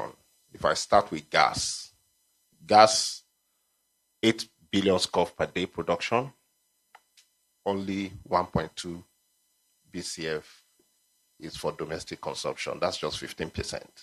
So even in the gas, which has the biggest domino effect on our energy security, is still the export game. Until Dangote started a few months ago, we were producing 1.5 million barrels a day, and we're refining barely 30,000 barrels out of that. So if we're speaking about what the impact and what the role play of the local oil and gas company needs to be in shaping the energy security agenda, it has to start with a shift in the architecture and a deliberate focus on satisfying to a significant extent a well-underserved market domestically. And I think we need to start seeing investment more and more in that space. That comes with its own challenge, because when you're talking about deepening the beneficiation impact, focusing on domestic, then you start talking about infrastructure. And we know today infrastructure deficit is significant. But it's something we can talk around. How do we unlock the infrastructure deficit such that as local oil and gas companies, no matter how distributed they are, keep focusing more on domestic, there is an enabling infrastructure to make that happen. One of the key challenges of our infrastructure play, which has inhibited the penetration and the impact on the domestic economy and energy security, is that it's largely funded on the balance sheet of government and government institutions. And it just can't address it. So today, if you talk about all the gas transmission pipelines that we have today, they were built off the balance sheet of NGC. And how much can that build?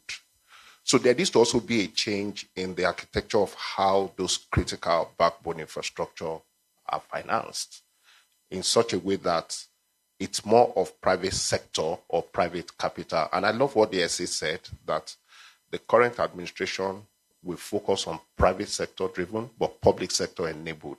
So how we create that conversation to incentivize the flow of private capital in building out the infrastructure is what's going to help us. So architecture is very important. And I think I'm going to hang it there because I see you already looking at me. Not at all, sir. Just thank you for that insightful comment.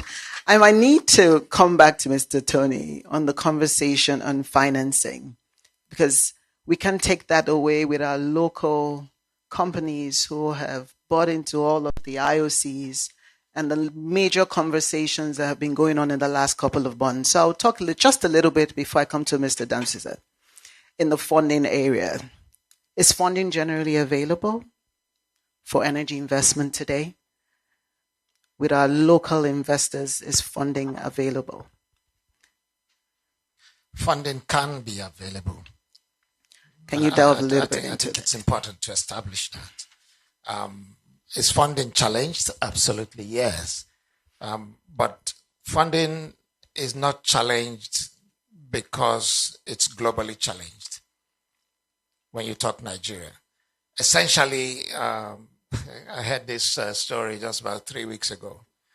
When you talk about energy transition and the challenge on fossil fuels, which is what we're talking about, oil and gas. Oil and gas has been heavily demarketed. If you follow the COP, which of the COPs now, 27, you can just see that everybody is trying to pivot away. In fact, it took a last-minute scramble between Saudi and some of the Mid-Eastern countries for it not to have been written to say it's now mandated that everybody will move away from fossil fuel. But there's a massive misconception. When we say we want to pursue net zero, it's actually not net fossil, not zero fossil. Net zero is not zero fossil. That needs to be clear. To the extent that, thank you. What you get today, the way it was described was very simple. So you bring investors into the room, and then you stand in front of them and say, I want to speak to you about this investment. And people say, all right, we're here. We've got the money. We're ready. What are you about? Well, it's about oil and gas. 25% of the investors leave the room. You see how slim it's become. Then you say, well, thank God the rest of you are here. Good riddance. We're looking at you, your rosy cheeks. We think we can still get the money we need. By the way, we are Nigeria-based. Another 25% leave the room. And I'm not kidding. Then you say, okay, well, we'll scramble through. Still half of you. It's New Frontier, it's Mature, it's Niger Delta. Then another 25% leaves the room. So that's the kind of graphic picture of what is truly happening. So it's globally challenged, but it's even more so when it comes to Nigeria. The real issue is lack of confidence in our environment today. Yes. But apart from that, we have demarketed ourselves to the extent that we are the least competitive in terms of the global play. 40% of Africa's reserves sits in Nigeria. Listen to that. Between 2017 and 2022, of the over 70 billion that came into Africa, only 5% came to us. So are you saying it's an issue of funding availability, or is it about how beautiful we look today? The truth is that we are not competitive, we are not attractive anymore. But it's yet to dawn on us that giant of Africa image that we sort of project and assume we still are, we are in denial. The reality is that, yes, you have 40% of the reserves, you are 40% more expensive. Our contracts are the most expensive in the world.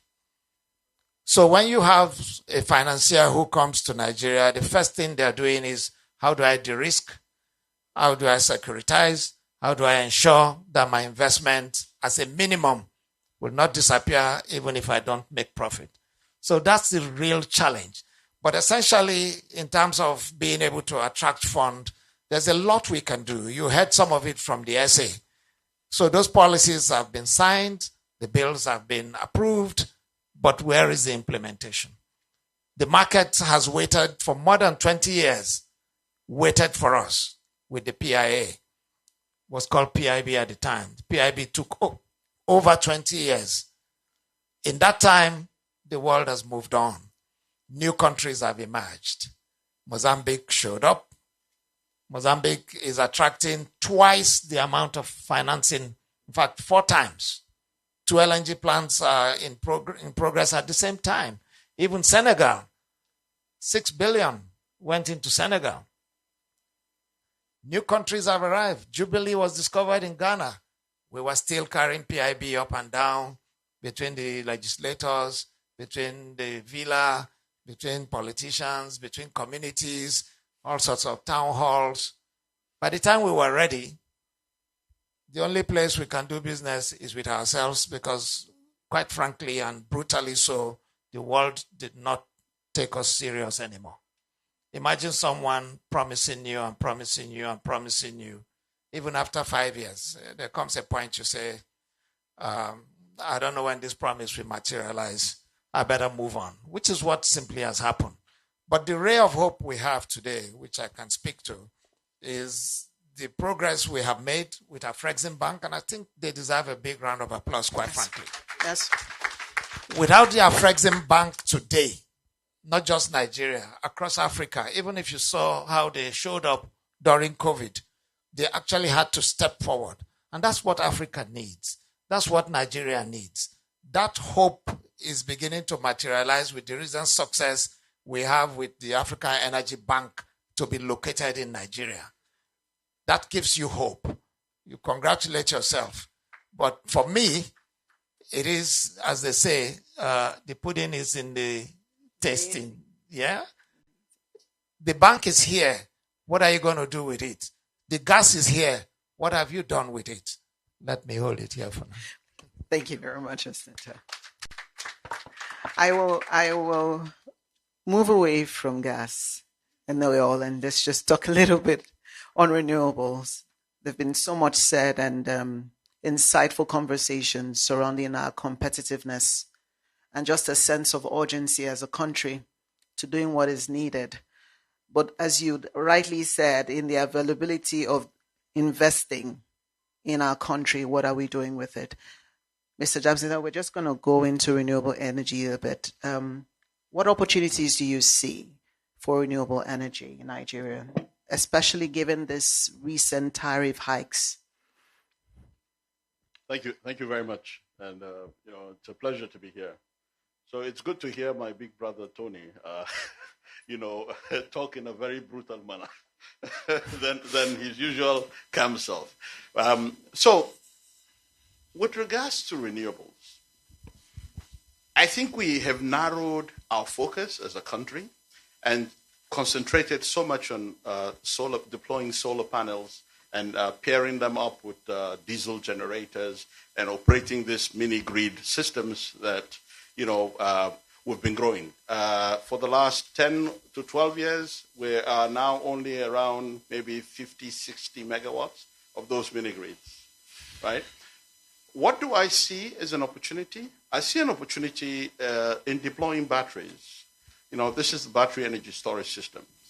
And this should be basically as a backup system to industrial users, for example. That's one.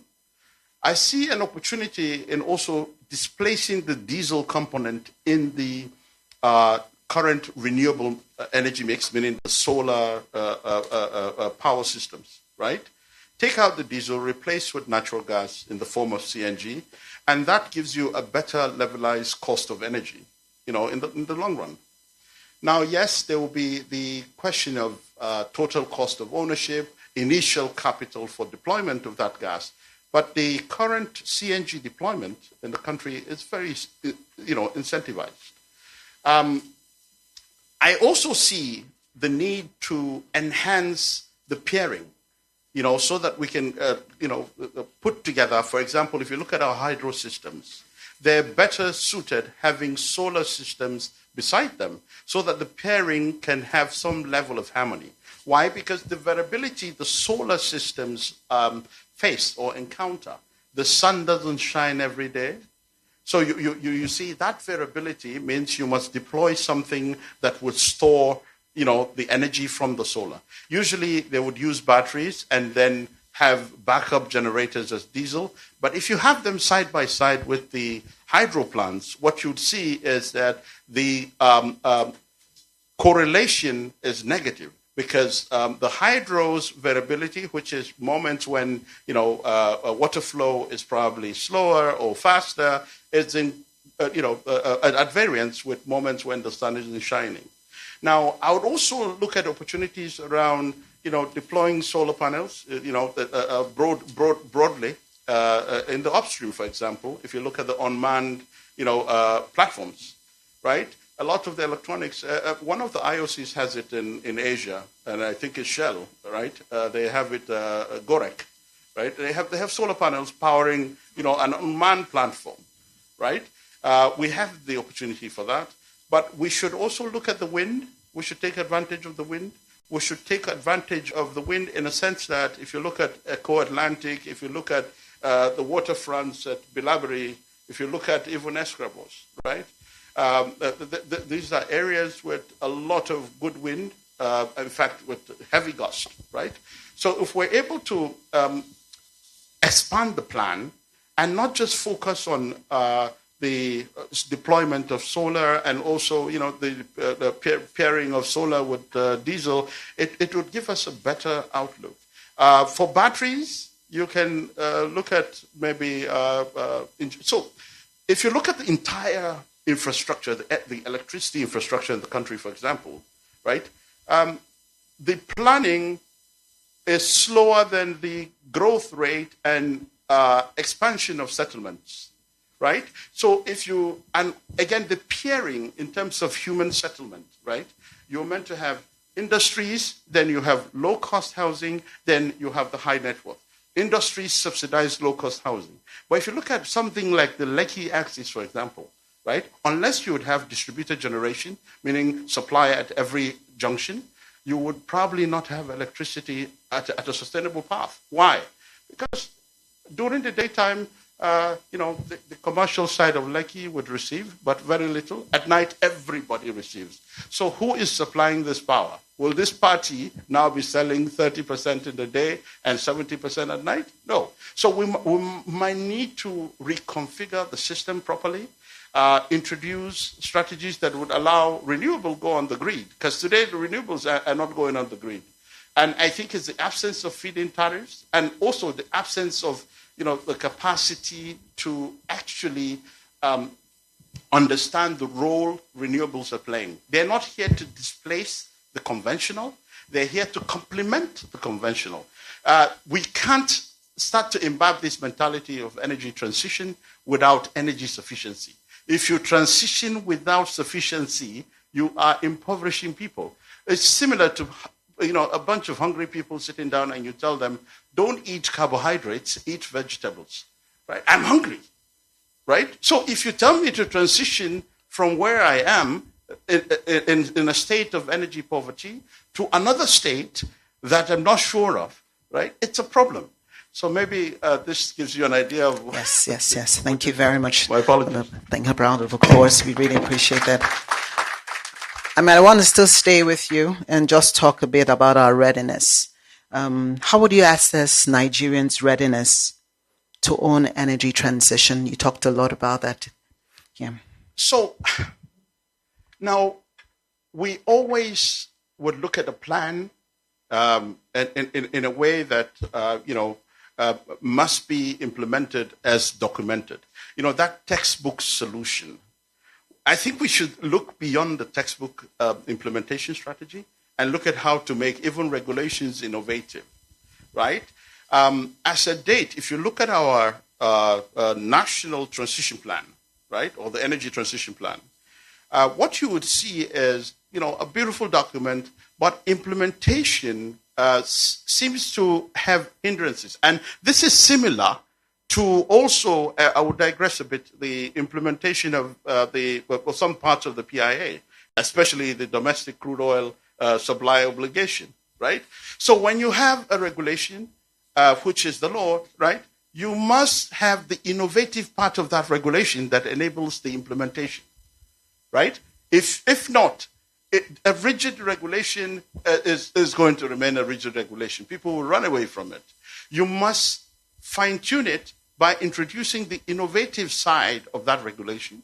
And this is same with policy, right? So the approach shouldn't be we want to achieve this target that has no empirical backing. No, it should be that we have a methodology in place, and these are the things we want to drive at. And in driving at these things, we hope to have maybe 10, 15, 20, or 200 people connected. But when you start to project beyond not having a methodology in place to achieve your projections, then it's a problem. If the scale is 1 to 10, are we ready? We're doing a lot, right? But look at it. In the last 12 years, we've only built less than 60 megawatts of this, renewable energy power projects, right? We haven't decarbonized our transportation sector. From 2006, when NIPCO started the CNG business, right? And like 2 times we had a discussion with, the main promoter. And I said to him, listen, the adoption rate is slow. How can it be accelerated? Because this is not happening. I don't see anybody leaving fossil fuel to now convert to CNG, because there is the switching cost component. As Africans, we're not used to paying that price. That much. Yes. Now, we also are not used to this high total cost of ownership. So somebody must incentivize the switching scenario. And how will this work? Of course, the government has started something, but I would advise that, for that to be accelerated, there must be some level of standardization, and there must be a deliberate effort. So the government itself should have its fleet run on CNG, right, for example, right? That would show that you are decarbonizing your transportation sector.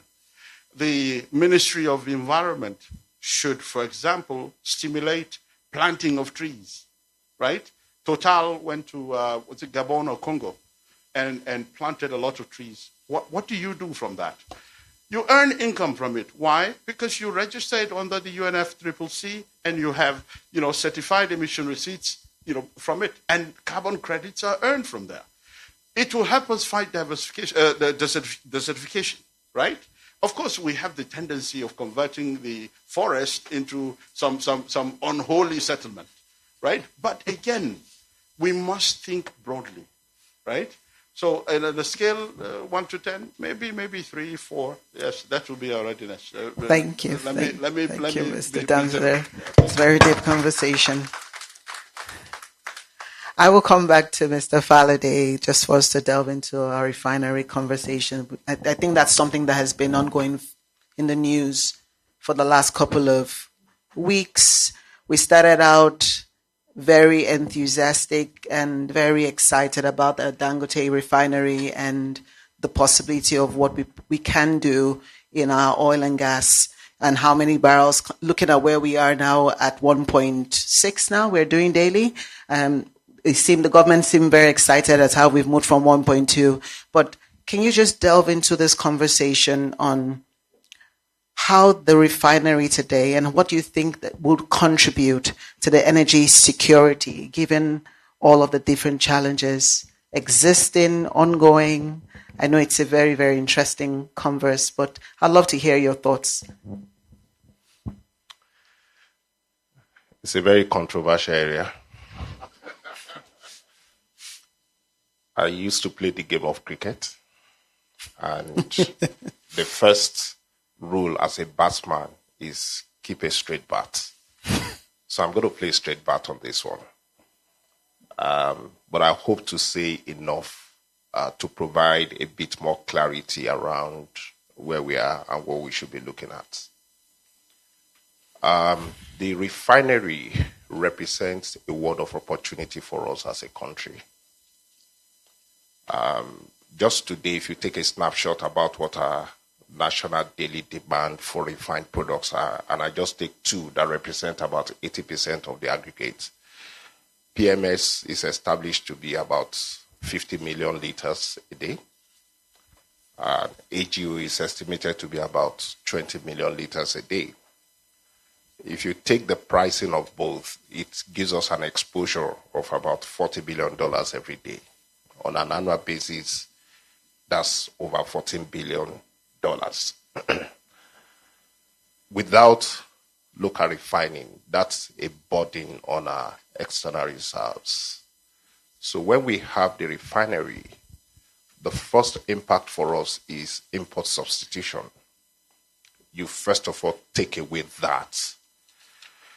But it's not wholesomely you save yourself the 14 billion hoard, because the domestic refiners will also need to buy. But if you look at the margin spread between the price they pay for their feedstock and what that import burden is, even if it's 20% margin that you save, what you're doing is you are slowing down the rate at which your foreign reserves is being depleted by about $3 billion each year. And that's significant, especially when you consider that today, to stabilize our economy, NNPC is reported to be looking for an additional facility of $2 billion.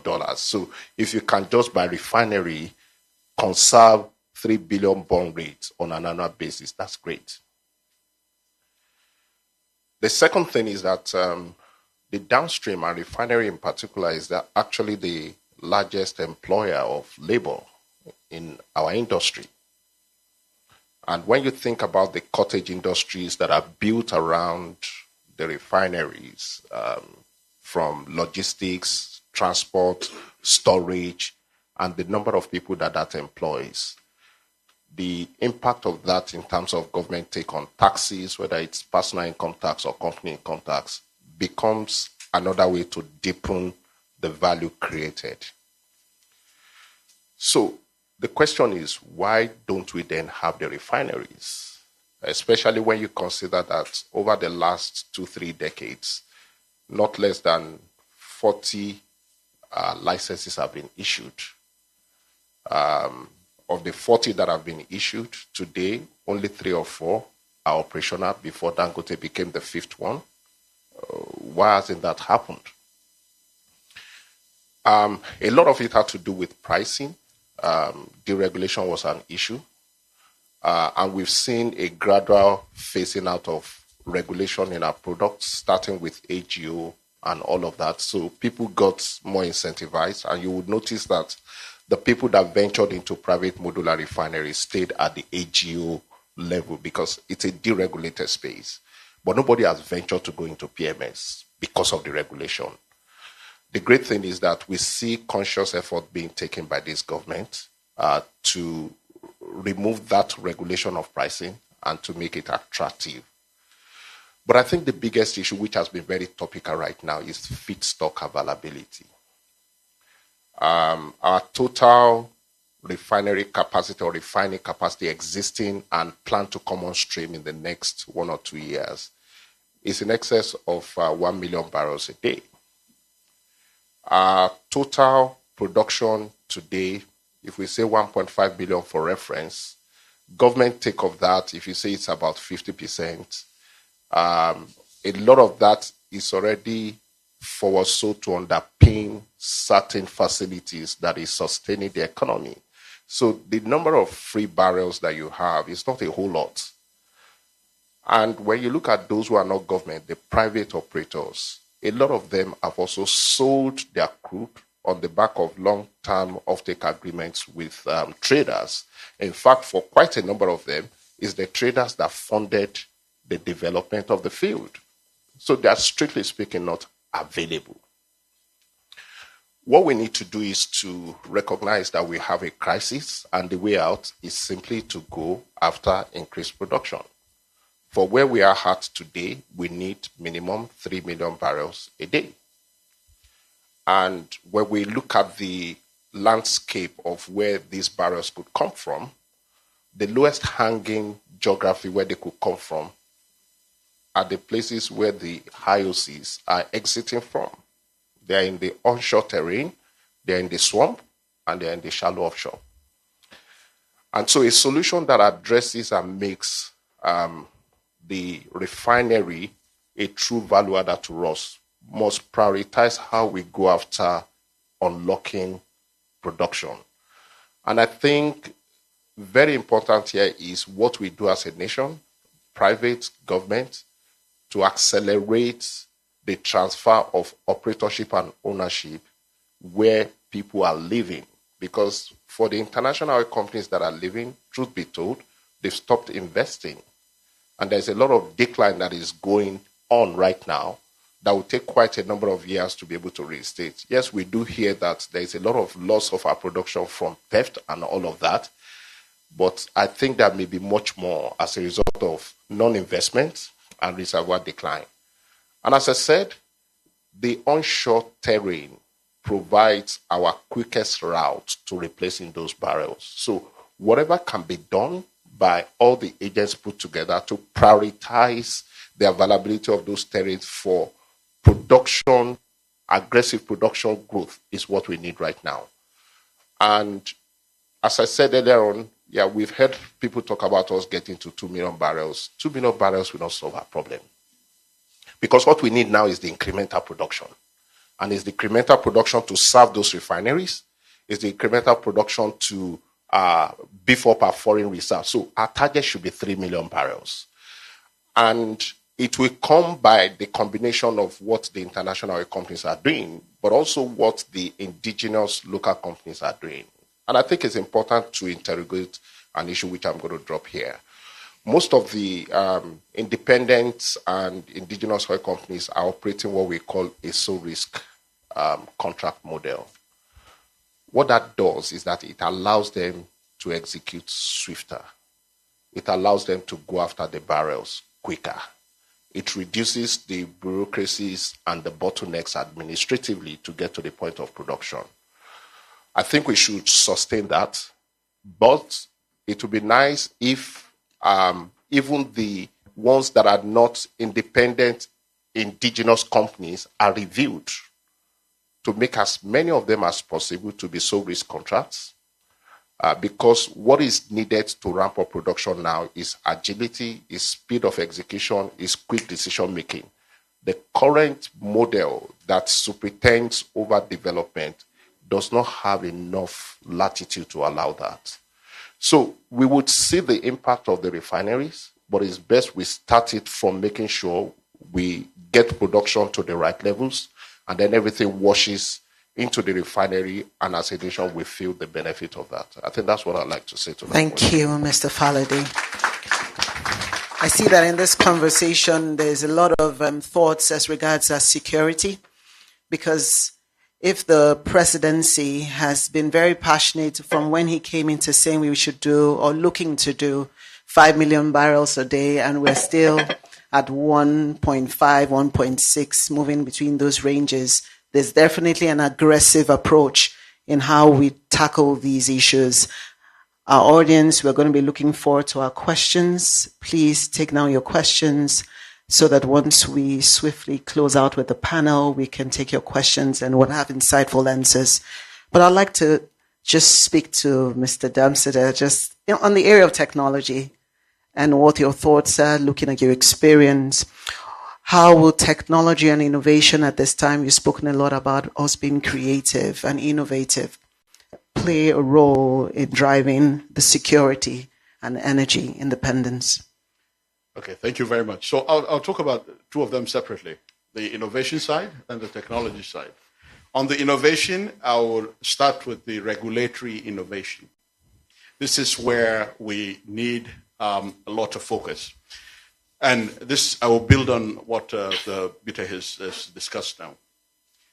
We have regulations, in the energy sector, so oil and gas, power, everywhere.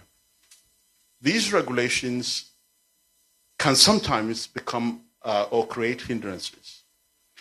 Let me look at oil and gas and explain the innovations that can happen through regulation. You currently have a market that it's satisfied through your production and sales of crude, right? Every producer has borrowed money one way or the other, either from parent company or from the banks to produce the barrel. That production is tied to an offtake that must be fulfilled contractually, take or pay. Without fulfillment, there's a penalty. right? You have this regulation that says there is a certain quantity that must be sold to local refineries, all right, as a nation. Now, but what you don't have is the incentive for this producer to actually sell that crude to the local refinery. So my idea is you look at your royalties. You know, you have the sliding scale. And you say something like, okay, I know I have 5,000 barrels, 5% royalty, and anything above that, 7.5%, and so on. If you are coming on stream from October 1st, any barrel that comes on stream, the royalty will be slashed half. Then, out of those barrels that come on stream, any barrel that goes to a local refinery, I take out the VAT. VAT is, top line component of your computation. Then I go further on the accounting side. If you look at, if I'm now going to audit Bite or audit Mr. Atta, right, as an accountant, using the hydrocarbon tax, I have this, what do you call it, cost-price ratio. That's mandatory. I apply it 65%. That's what the rule says. In case they are hiding their cost or playing with their cost, 65% of it is my regulation. Government should reduce that, make it 40. This way, you are incentivizing the producer to bring more barrels on stream. And when those barrels come on stream, it's your benefit as a country. So this is one type of regulation. And innovation you can employ to manage, existing regulation. And this can be done through a hydrocarbon investment program, through an executive order of the president, right? Secondly, if you look at your power industry, and this we wrote a paper on maybe some 10 years ago, where we said, listen, every gas producer is likely an oil producer. If they supply gas to power plants, they don't get paid. But these gas producers pay royalties. They pay royalty on gas and oil. We developed a white paper, and it's there in the public space. What did we say? We said, if you supply government power plants and you invoice MBET based on the rule, take your invoice to DMO, and DMO converts your invoice to a debit note. From there, you go to NURPC and use it to settle your royalty. That way, government is not owing you your offset, right? This is another innovation you can introduce, on regulation, right? In terms of the innovation around, why is oil not cheaper? Why are we exposed? Today, we sell our crude basis pricing of Brent. We import our products and sell our refined products basis European market scan. One thing we can do is to look at delinking sale price for domestic crude from Brent. How do we do that? We get petroleum, Argos, and Platts. In fact, the Brent itself as a crude, right? Today it's represented by proxy crudes. The Brent field doesn't produce up to 200,000 barrels per day. How come we producing almost 2 million are depending on Brent?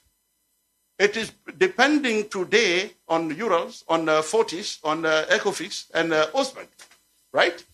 So we should delink that price because we tried something like that 2 years ago with Argos on LPG.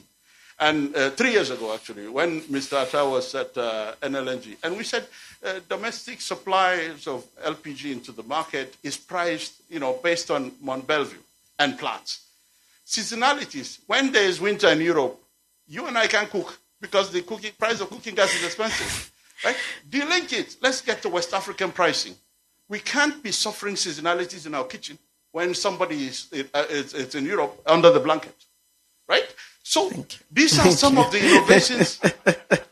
These are, I'm so sorry. But these are some of the innovations you can introduce, right? Thank you. Because, and it will help. So in terms of technology, as Mr. Atta and his team have taken over, onshore assets, the Owando Group has taken over another set of onshore assets from IOCs. Enhanced oil recovery should be a very good approach, right? Now, These enhanced oil recovery interventions, maybe secondary and tertiary, depending on what the wells are, should also be opened for third parties to come with economic interest, as long as they will not damage your reservoirs, right? Allow them to come and look at 2-3 wells and invest at risk, then recover from incremental production. So these technologies exist for enhanced oil recovery. But if I say Mr. Atta should improve all the wells, he has just finished paying Shell billions of dollars. Who will give him the money to produce these wells? Create a regulation that allows third parties to come in. Create a regulation, that would, it's an innovation, right? And it's the use of technology to improve this production. Flare penalties, for example, today, I think it's somewhere between 350 to 500 million per annum. We have not measured this thing. NURPC depends on submissions made showing production profile, and nobody has actually gone to flare sites and measured. No, they will depend on satellite data and so on. We should carry out actual measurement of this flare at each flare site, pointing, what you call a monitoring system to a flare stack. And we know this. As soon as we raise this penalty, the money should be set aside, and that money becomes part of the hydrocarbon investment program, where when we advertise for jobs on the newspaper, for people young people to get employed, we say 3 to 5 years. The guy just finished school. How is he going to be employed? If you remember, 25 years ago, Shell had something, SPITP. Nobody's doing that today. So the regulator should have a fund that would support capacity building. A lot of our people are not in the country any longer. If you send your team to the field to work, they're going to come back with a lot of errors. Why? Because people are not training. They're afraid to train, because if you train, people will leave. That's so much. Thank you. So my apology. Thank you, Mr. Dansede. If we had the whole day, I'm sure that this conversation would be ongoing till the evening, because the energy space, there are just too many areas to unpack. But we have our questions that have come in, and there have been too many things said today, from innovation to the sense of urgency as a people, looking inward, tapping into what we have available as regards our gas availability. I know you delved into the flaring, but I didn't want us to go there. And just even the importance of what we possibly can do with what we have available. Thank you very, very much for this con. But there are lots of questions, and we want to just delve into that real quick. I'll start with questions. We have 2 hands up, but I'll just kick off the first question online. Thank you, our online viewers today.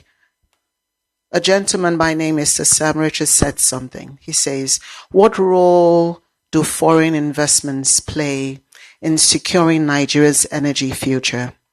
And what are their associated risks? I know Mr. Tony, you'd already started something on that. I don't know if you want to just highlight that. I want to believe maybe the gentleman came in a little late into the session, but I know you talked much on that today. Well, I think the reality is that most of the financing is foreign. That's the reality.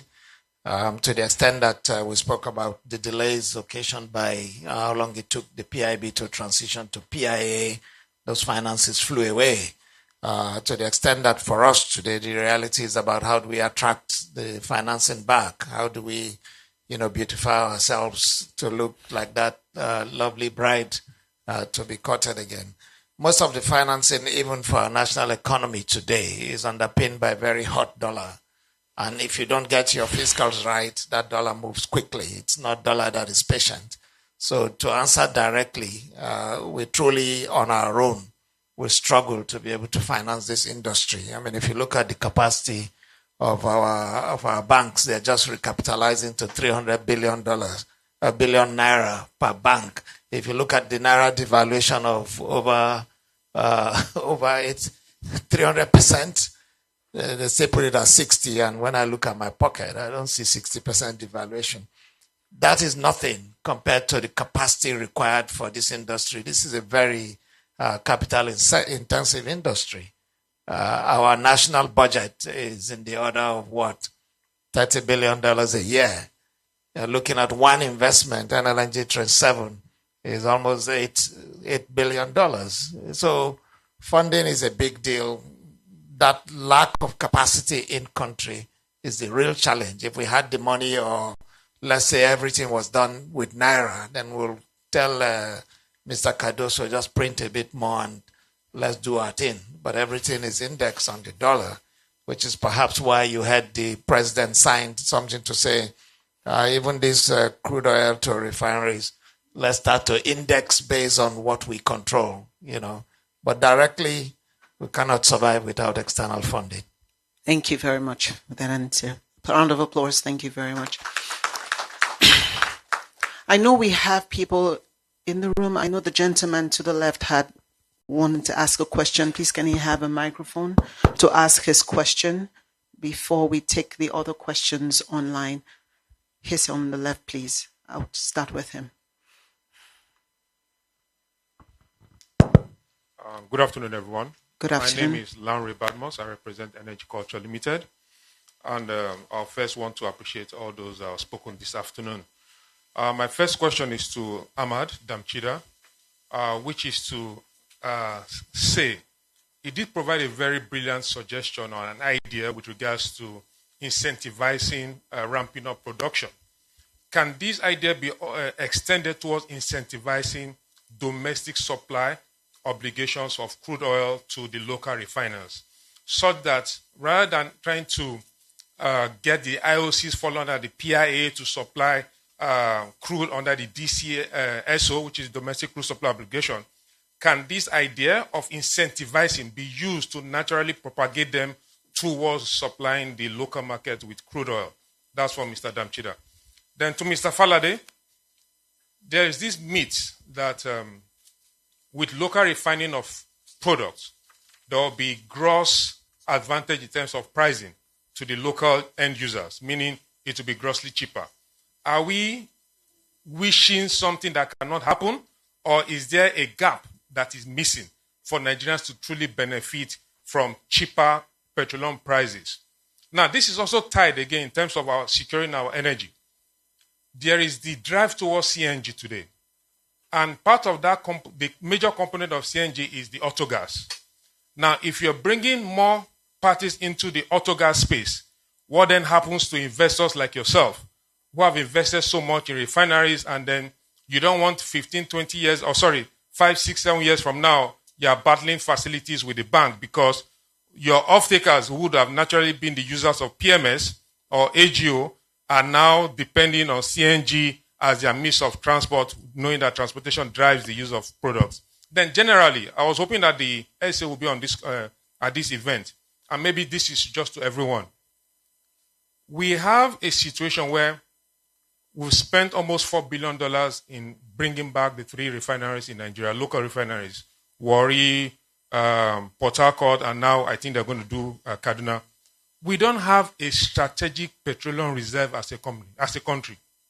Malawi, South Africa, even Kenya today is building strategic petroleum reserves. We know of what they've done in Europe, what they've done in America. In fact, the American one is a case study everywhere. If there was a strategic reserve that could cater for at least 30 days of crude refining, for example, another 30 days for gas processing, then we begin to talk about sustainability and, of course, securing the energy that we need to propel industrialization locally. So I just wanted to throw this to the House as well. Thank you. Thank you very much. I would kick off the response with maybe Mr. Falade before we go to Mr. Damsey and other questions. Thank you very much. Thank you, Larry. So you spoke about the myth that if we have more domestic refineries, that would automatically translate into much cheaper refined product pricing. Not necessarily so. As long as crude feedstock continues to remain the dominant component of your cost equation, and it does account for as much as 90% of your OPEX, you are somehow limited or modulated by the price of feedstock. So I think it's a reality. What can then help to stem the impact of that as some of the fiscal and monetary policies that are coming out? I think the Naira for Naira initiative of Mr. President is a very brilliant initiative that would help to sort of stem how expensive the refined products can be. The nation is still going through what are the details for implementation. But just philosophically, standing where you are, if you can have Naira being the cost of your feedstock, it helps you when you are pricing in Naira as well.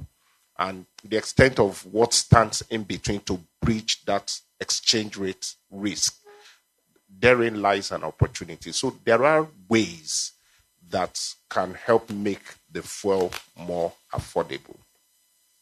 But let me say two things with respect to this question that we must keep our minds on. The biggest challenge is not about getting fuel cheaper in Nigeria. How do we secure our borders? That the cheap fuel price in Nigeria does not become the basis of subsidizing the entire West African region. That's a more existential challenge that we find. So even today, with all the floating of the exchange rate and what have you, that we are buying fuel at 600 plus, 700 plus at the retail station, if you travel down the West African region, in some countries, it's selling 3 times.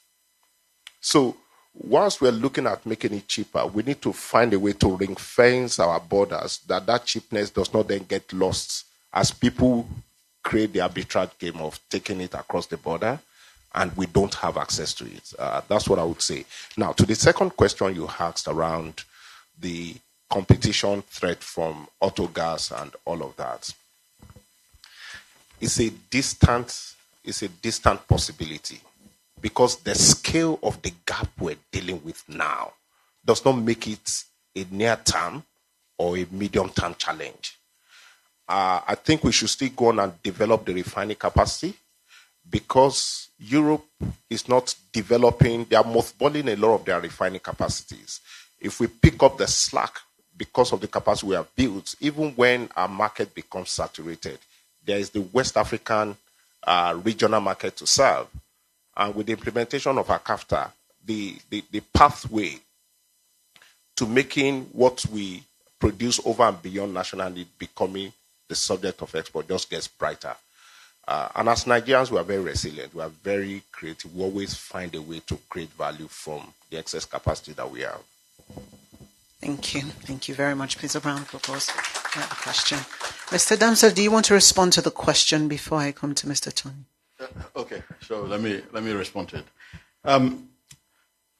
Yes, so operating that shift or that flow from the producer to the local refiner, because there's a regulation, this idea can be transferred to enable that happen. However,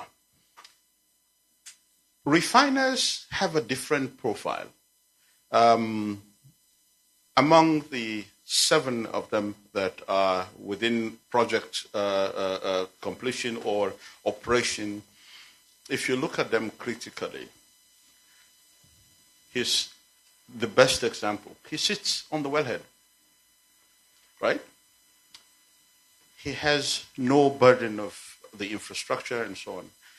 Of course, he has the NAFTA problem, because it's the modular refinery without the cracking facility, which I believe he's probably thinking of introducing cracking, right? Others, if you look at the ones at the waterfront, right? That's the ones with the marine access. Just one now, apart from the government-owned, with a huge level of complexity, and this I'm referring to the Dangote refinery. With that level of complexity, you should be able to source crude anywhere in the world. This is sentiment out, reality.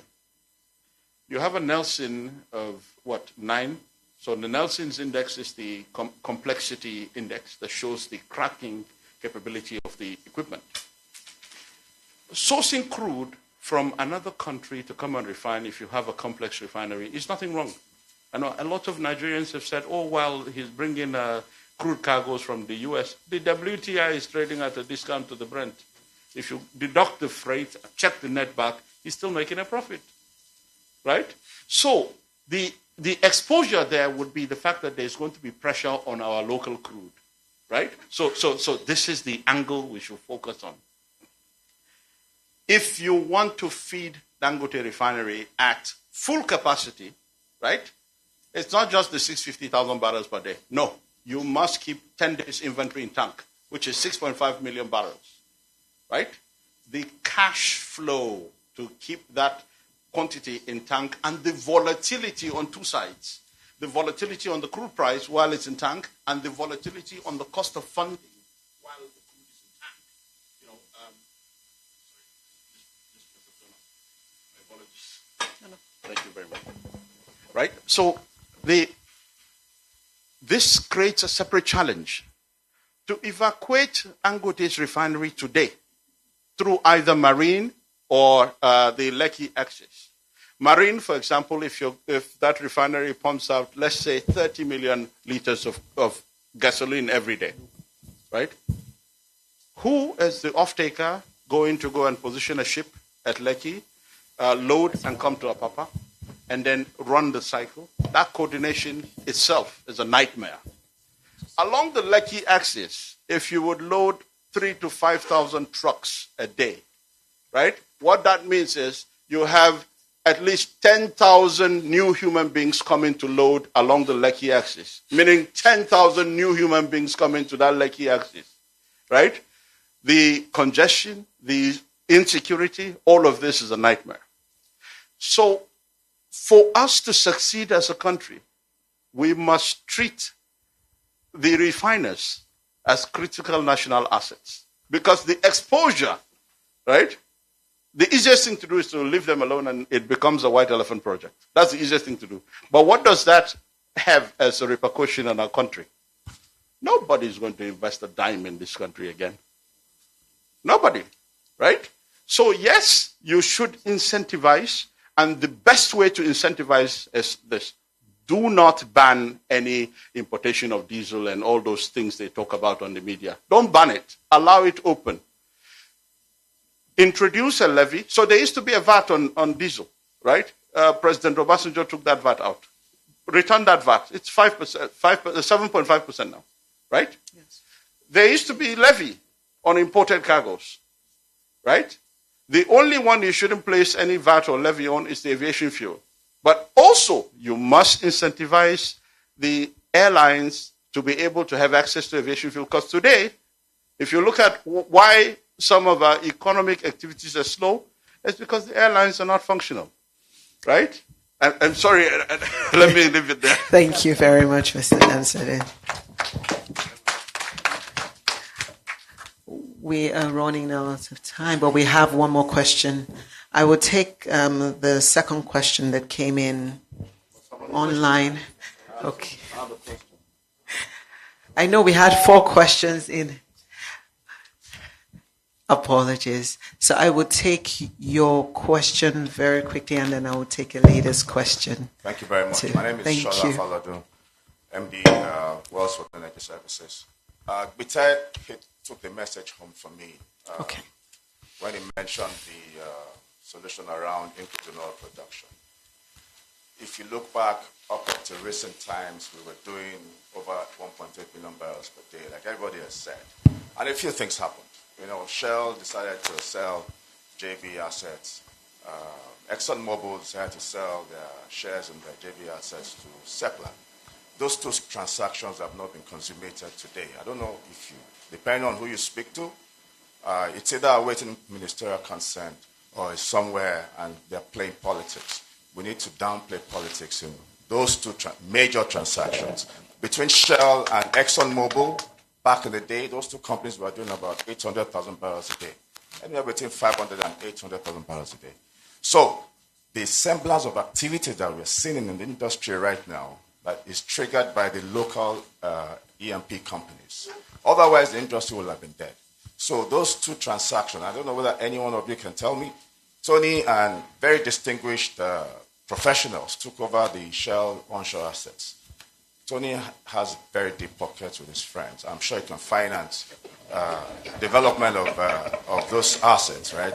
So maybe you can tell us where those transactions So your question are is to the so that's the question. Thank you. That is your question. You want to speak to that?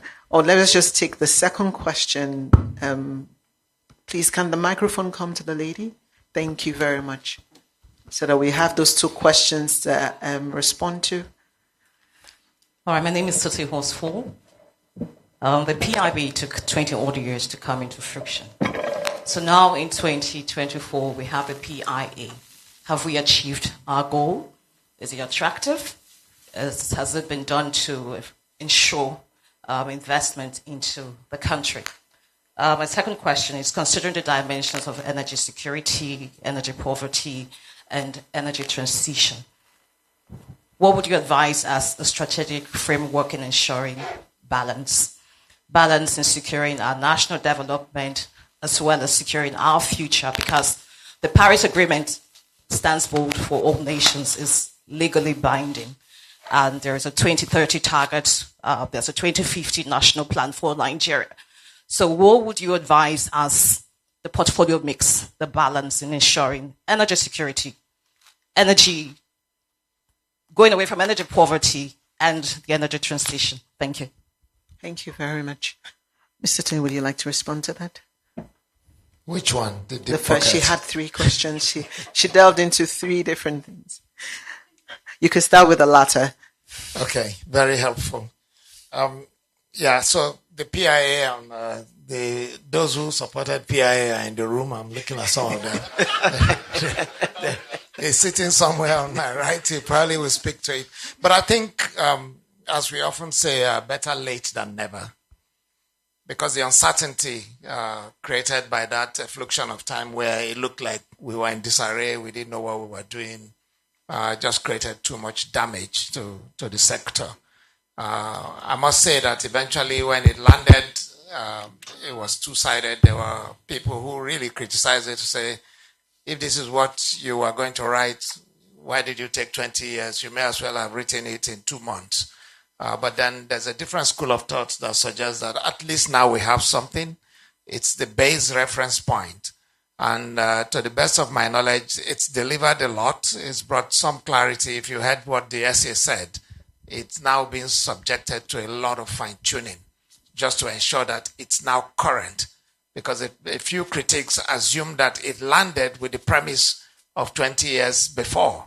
And by the time it arrived, it was already outdated. So there's quite some work that I'm aware currently being done, and perhaps maybe Taj can speak to that question at some point. With respect to what we need to do as a nation, a lot. I mean, I will just share one story which went viral. Someone was speaking in reference to Niger, and his comment is, why should Niger respect Nigeria? They don't benefit anything from us. We don't share anything with them. If anything, they can dam the River Niger and we get in trouble. So what is energy today? Energy is a socio-political instrument. Energy is an economic instrument. Energy is a power instrument. Energy actually is a political weapon, as you can tell, between Russia and Ukraine.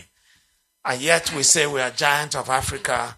For us to be able to step up to that plate and begin to take center stage, we have to focus on how we are redeveloping our energy, and very deliberate comment around redeveloping.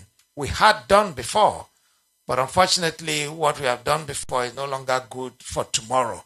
I personally experienced where Shell was delivering 1 million barrels of oil, Shell alone, to the extent that we're saying the entire country is now struggling to do 1.5 when we have more than 50 oil and gas companies today versus the period where we had only about 5 or 6. So something is going to miss, and we've really got to stop, take a closer look, and start to turn the tide. I must say credit to the SA. She's done an amazing job of getting some of the policies redefined. Some executive orders have come in to actually fine-tune the PIA, but the taste of the pudding is always in the eating, is allowing those executive orders to truly function and take the knees off the neck of the industry and allow this industry to just breathe and deliver. Thank you. Thank you, Mr. Tony. Today has been very, very, very insightful. I want to say thank you.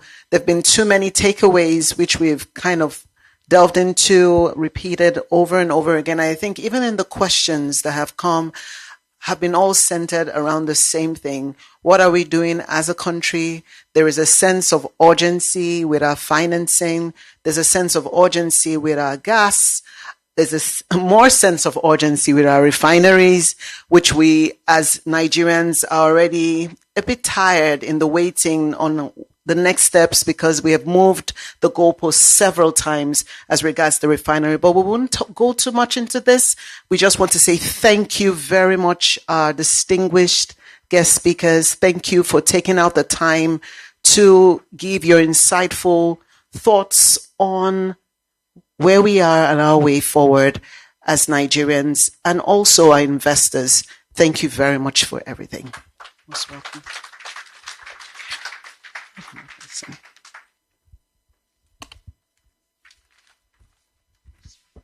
Thank you very, very much, panelists. You may go to your seats.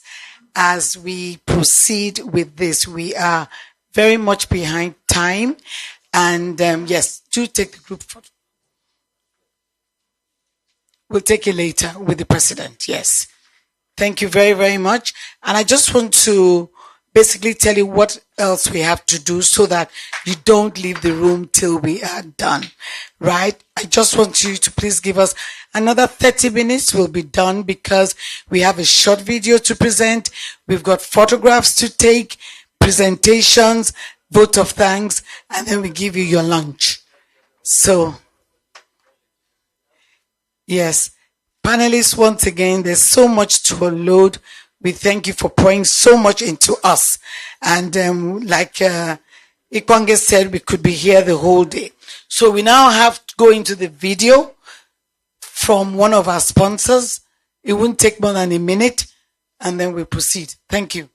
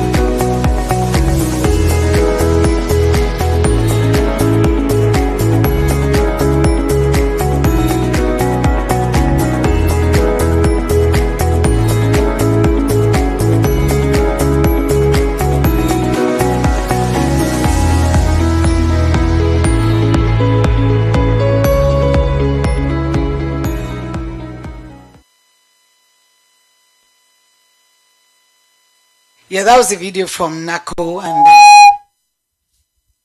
one of our sponsors. We now like to invite our president for the presentation of gifts. If you please come forward. Thank you. Please give him a round of applause. Thank you, thank you, thank you. And yes, Queen. I'd like to invite Mr. Raf Bobo, Managing Director, Shell Nigeria Gas. Thank you.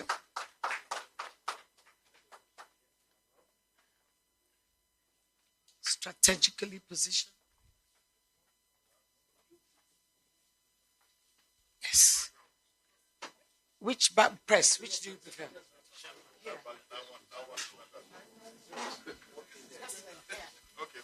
This background. This one. Because you can see the theme, right? No, we don't want to block the theme either. No, it's okay. This is good. It's good. Yes.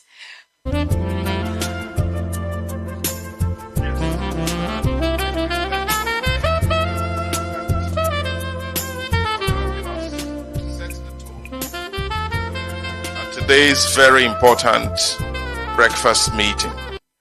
The Energy Group put this together, but after this event, we are going to collate the various expressions and ensure that it is heard where it ought to be. Thank you very much once again for your time. And on behalf of the Chamber, I'd like to present this token of our appreciation.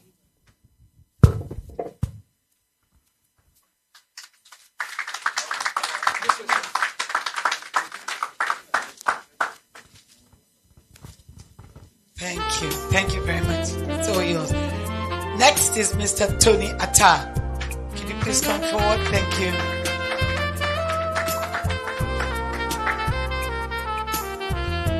Chief Tony Atta. And another round of applause, please. Thank you.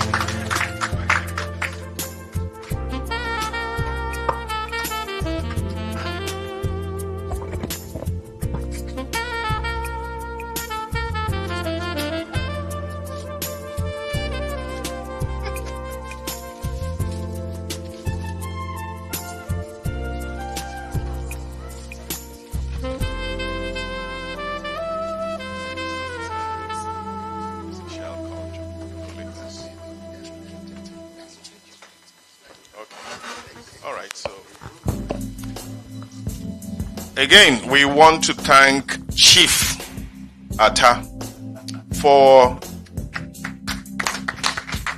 the depth of knowledge we had to share with him this morning. I knew that if we had enough time, definitely a lot more will come out. So thank you very much for finding time to be with us today, and we do hope that you will honor us with your presence next time. Thank you very much. Thank you, sir.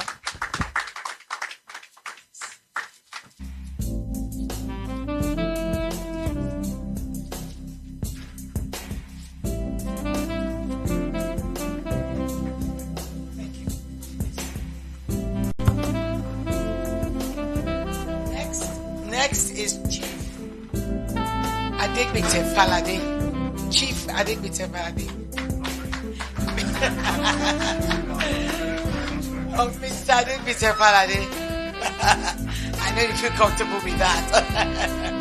Thanks.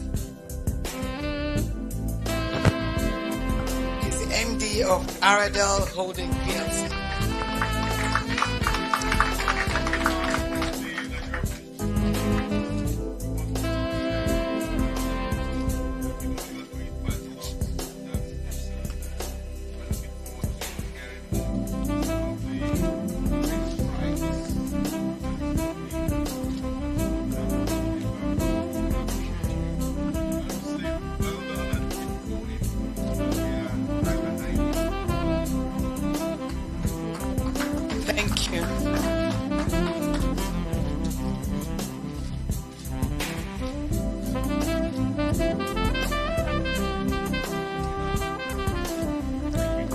Thank you very much.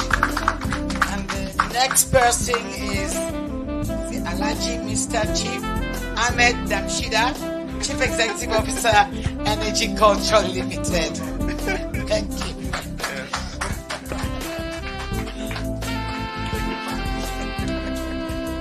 I think it's a Mr.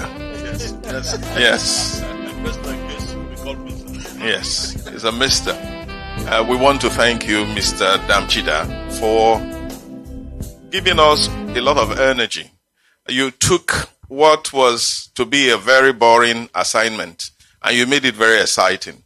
And we were looking forward to hearing even more from you. Thank you very much for that incisive contribution you've made today. And we do hope that you will honor us with your presence when next we invite you. So on behalf of the Chamber, thank you and do have a beautiful day.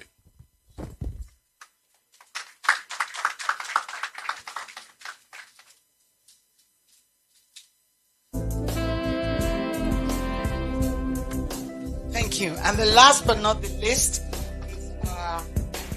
moderator Iponke Shotiloye. Please come forward for moderating this session very well. Thank you. Yes. Miss Shotiloye, I want to thank you immensely because, yes, again, you stood in and you did a great job. So thank you very much. And I do hope that we will just expect that we are going to knock. No hope. We are going to knock again. And we hope you will answer. Thank you very much. Congratulations.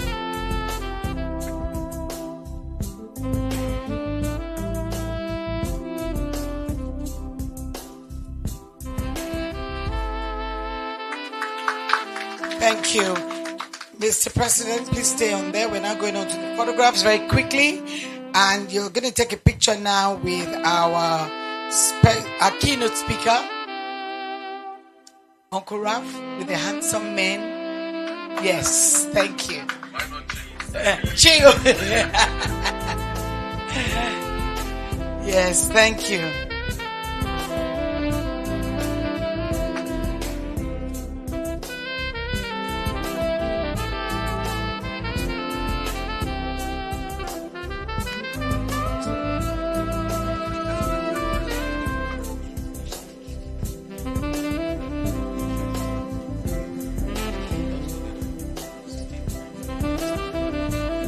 Mr. Rockbobo, please stay behind.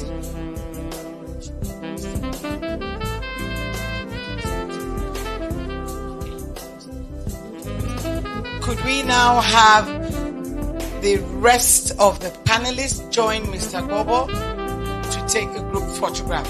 That is Chief Atta, Mr. Falade, and Mr. Damshida. And the moderator, of course, yes.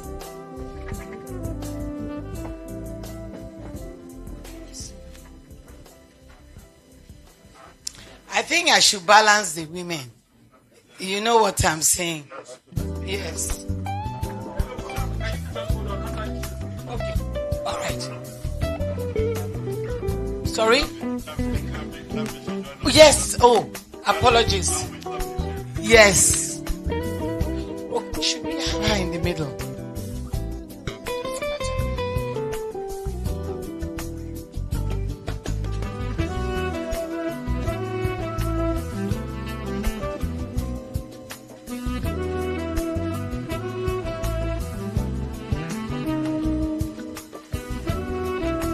Okay, can we now have representatives of our sponsors?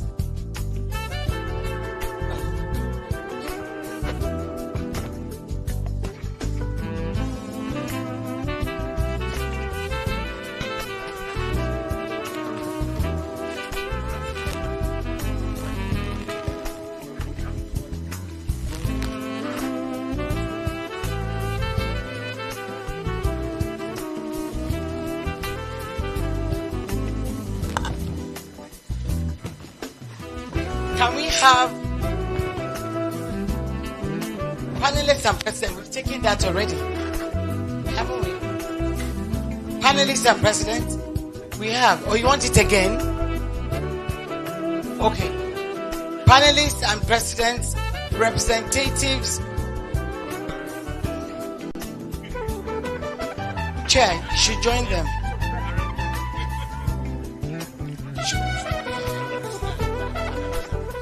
Okay, so let's have the panelists and the president. Next, then we will have the sponsors and the president. Panelists and presidents alone now, please. Thank you. Next, we will have the sponsors and presidents and my chair. Yes.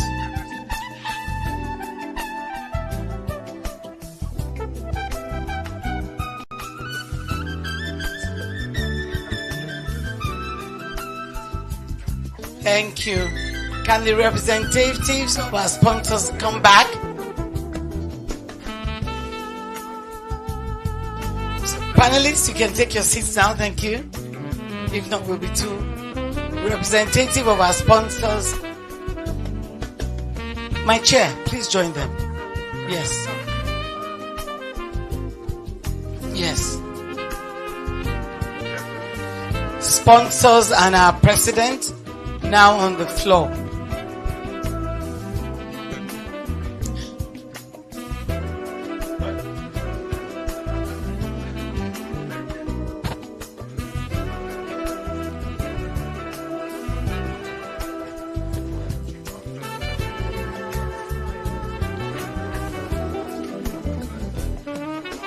Okay, that's all right. Thank you, representatives. Can we now have EXCO members? EXCO members and council members and EXCO members, please join Mr. President on the floor. Council and EXCO members.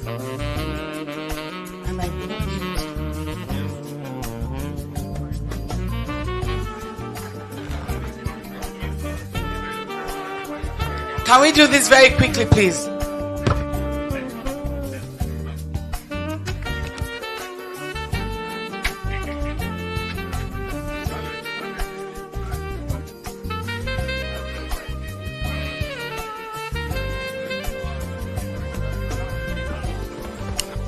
Thank you. That's all. That's all. So we now do the vote of thanks. Vote of thanks.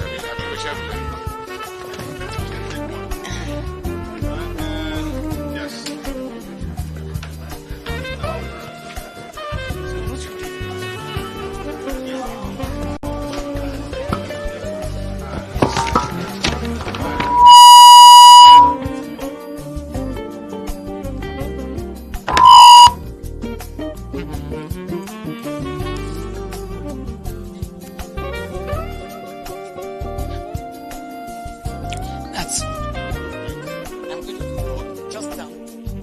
So, gentlemen, can we please be seated? We just have 2 more items to go. And I want to tell all the panelists, please, you will be interviewed by our media communication. Mr. Gbobo, Mr. Okitoki, please take your seats for a minute. Please take your seats for a minute. Photographs will continue just after this 1 minute vote of thanks. Yes, please. I know we all love to network. This is what NBCC thrives on, networking. Yes, and we will take this very soon. So on behalf of the Executive Council of the Nigerian-British Chamber of Commerce, I would like to thank, though she's not online at the moment, but for the records, our special advisor to the President, Mrs. Oluverenhai, for giving us the tips and letting us know how we will secure the energy sector for the future. I must thank all our guest speakers. Quiet, please. Our guest speakers, Mr. Gbobo, Mr. Falade, Mr. Damshida, Mr. Toniata, Engineer Noe, for pouring onto us, right, all they did today. I know they could have done more. Because of time, we couldn't get them. But please note that NBCC is not a talking shop. We will have a communique on this, and it is noted and known that for every event we have like this, it has turned out to be a policy outcome. It's not a talking shop. Everything that has been said today will go forward to the presidency. Our sponsors, without you, we will not be here today. We cannot thank Shell enough. We cannot thank NLNG enough for continuously heeding to us anytime we come knocking. And I know we have the influence of my dear chair, Mr. Taj Shobayo, who continues to wade and use his influence. Mr. Taj, thank you, thank you, thank you. And of course, we will not forget NLNG and Shell when it comes to energy in a long time. So the energy group, which includes me, NBCC headquarters, headed by Queen and Damilola and Co. Thank you so much. Our guests, in fact, you are the most important person here because we gather and you are not here, we'll be talking to ourselves. Thank you for your time. Thank you for your contribution. Thank you for your engagement. Wait behind. There are valuable men here who are influential. Network with them. Get their cards. Get their phone numbers. Store their numbers and follow through. If you don't get through to them when you call me. I will make sure they respond to you. Thank you very, very much once again. And it is now time for more questions. More pictures. My chair. Anything else? Networking. And we've got a package for everyone to take home that you'll have lunch in the car. Thank you very, very, very much for your time. Thank you.